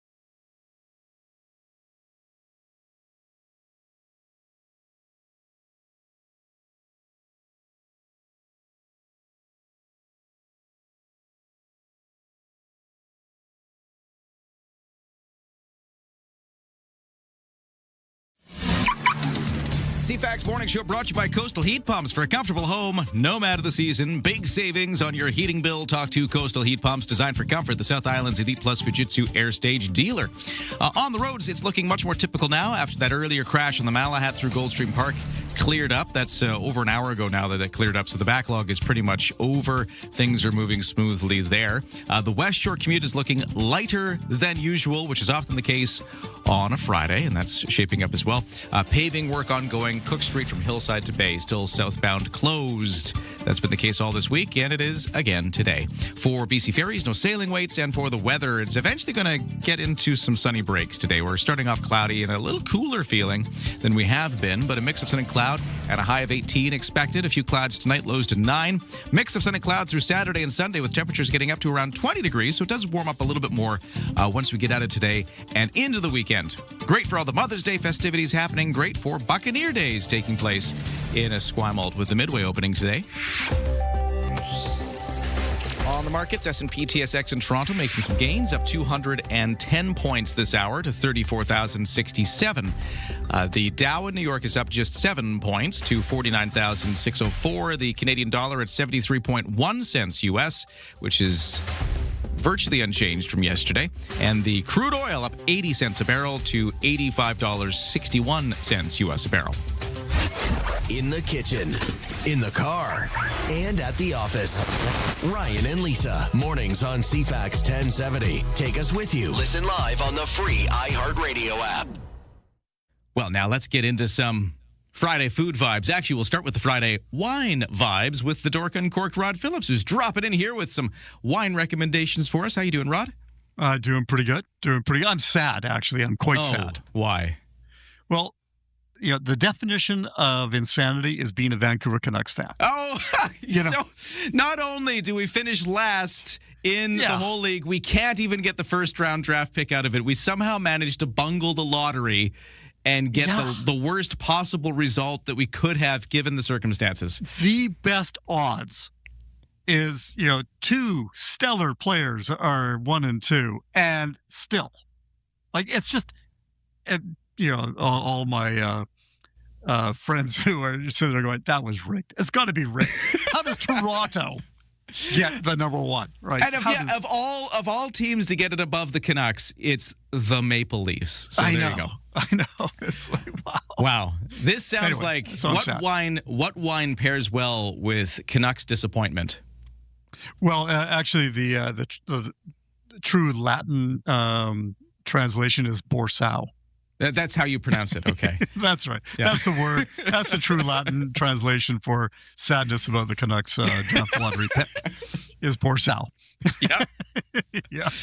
But Borsao is actually a wine, as it turns out. Okay. It's a lovely dovetailing of all these things. And that is the wine I'm going to suggest to you and your listeners today, this Friday, is go out, do yourself a favor. It's $17. It is Grenache from Spain, Borsao. It is one of the best Grenaches you're going to get. It's so consistent. It is hedonistic. It is juicy. It has got lots of depth to it. It is not too tannic. It's fairly light on the tannins. So you can have it on its own. You can have it with dinner. Chicken, burgers, all the way to, I probably wouldn't say vegetarian, but you can do, you know what I mean? It's very, very versatile. Pastas, nachos, it doesn't really matter. So a very food-friendly red is what you're saying. Yeah, that you don't have to have with food. Oh, okay, that's good. Yeah. So enjoy it both ways. Yeah, very accessible. Yeah. And if you really want to get creative, make yourself a sangria. Oh, also good for that. Interesting. Yeah. Well, it's called the Borsao. Mm-hmm. It's from Spain. And it's on just a regular price at $17, which is not a bad one. Yeah, it's one of the rare things that I will say that it punches well above its weight, even though its regular price is $17.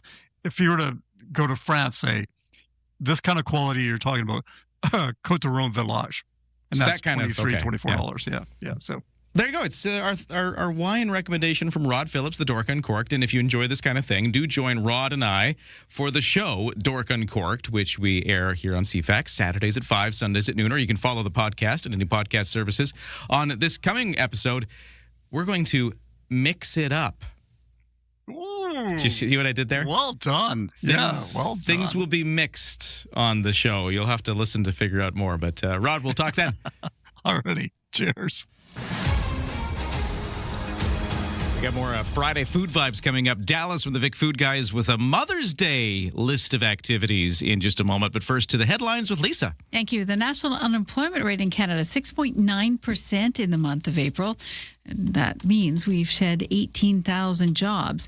BC sat at 6.8%, up just slightly from 6.7% in March. Regarding the cities, Victoria was at 4.3% from 4.6% in March.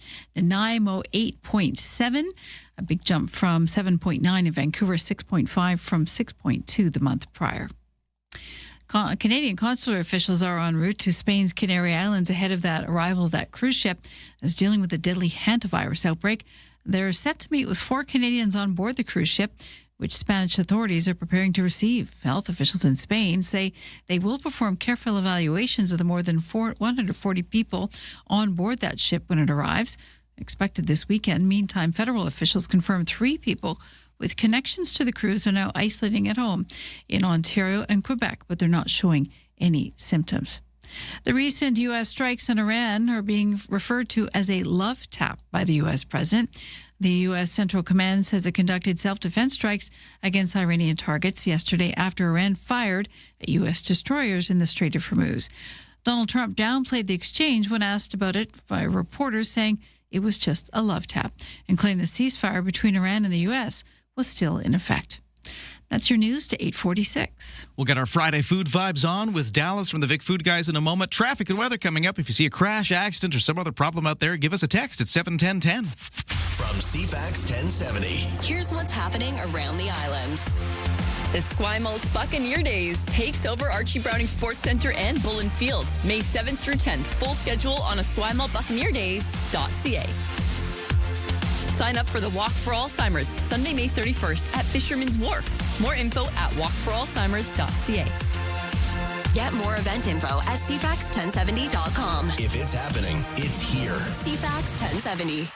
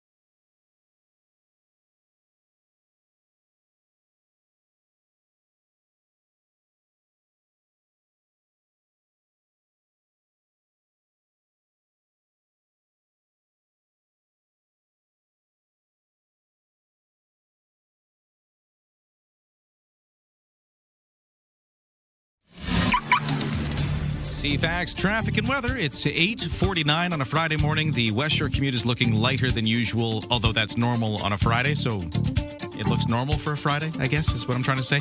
We had a major incident on the Malahat earlier this morning at Goldstream Park. That has cleared. It is moving normally there. And at BC Ferries, no sailing wait. So, yeah, definitely looking up as we head into this Friday. We will eventually get some sunshine going. We're kind of cloudy right now, but a mix of sun and cloud is on the way with a high of 18 degrees. Few clouds tonight, lows to 9, and then the rest of the weekend looks like a mix of sun and cloud with temperatures around about 20 degrees. Right now, it's 12 at the airport is the official temperature for Victoria, but we are seeing slightly warmer temperatures in some places around the University of Victoria, for instance. We're already at 14 degrees. Oh, eat it. Just eat it. Come on, then, let's go. Friday food vibes. You ever think about what we put into our mouths? All the time. You are cooking on CFAX 1070. Oh, yeah, it's Vic Food Guys time. Dallas with the Vic Food Guys is here. Dallas, how you doing? Doing very well. I'm always down to talk food, so I think it's time to do that.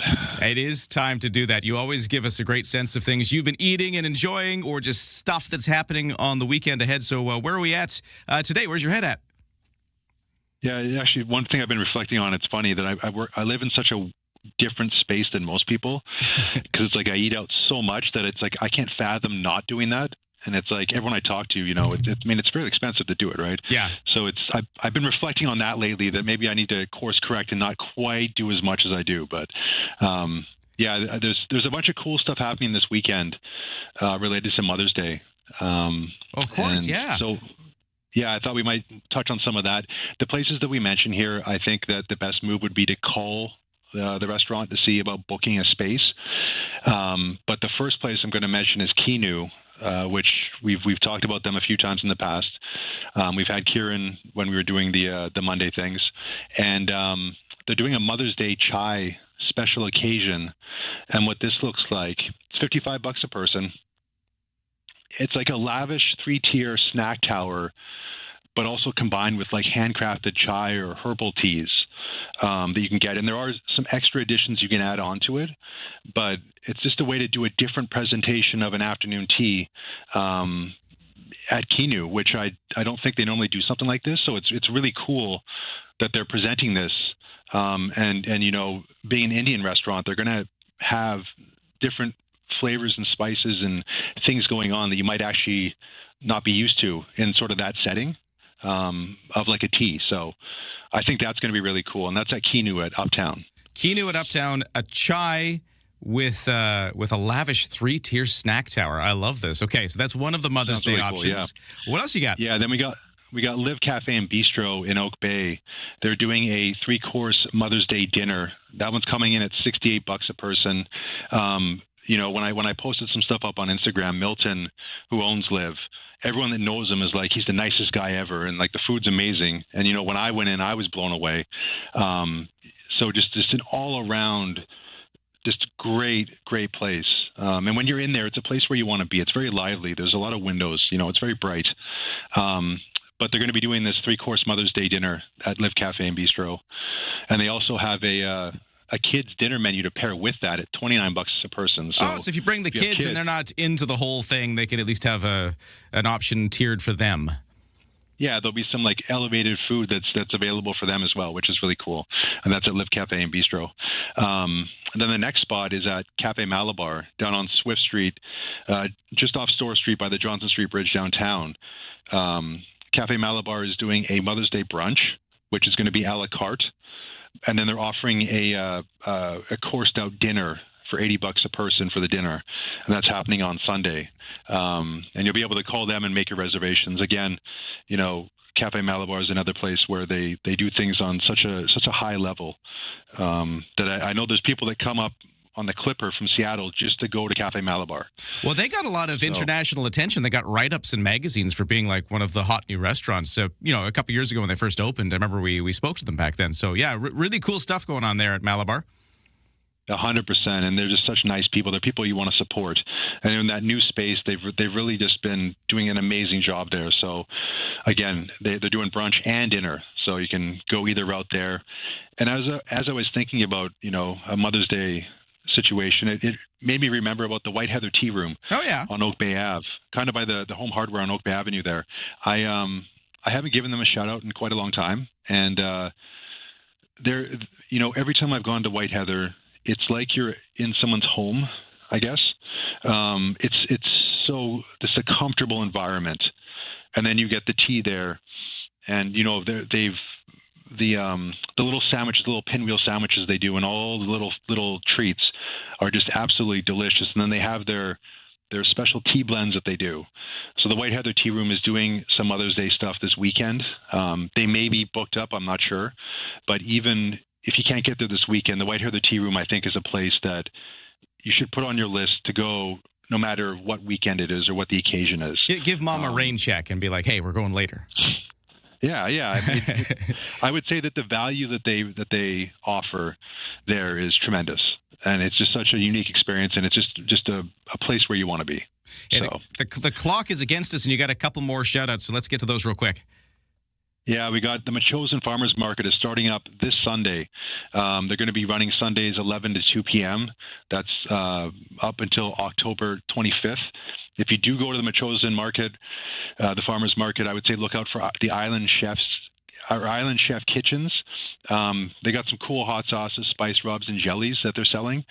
Really, really good stuff. But for people out in Machosen, your Farmers Market is coming up now starting this Sunday. And then actually another thing that's going on this weekend, this is a Mother's Day market. It's happening tomorrow. So tomorrow from 9:30 a.m. to 1:30 p.m., Wairua Cafe. It's the little cafe. I've referenced them before on North Park, just off Cook Street Village. They're turning their cafe, their little shop, into a little ceramics market. Oh, cool. Oh, neat. So that's really neat. I mean, we're so lucky here that we have all these cool little spots that are like, well, I wish they weren't hidden, but some of them are, and they're just, so when you find them, it's like, wow, this is amazing.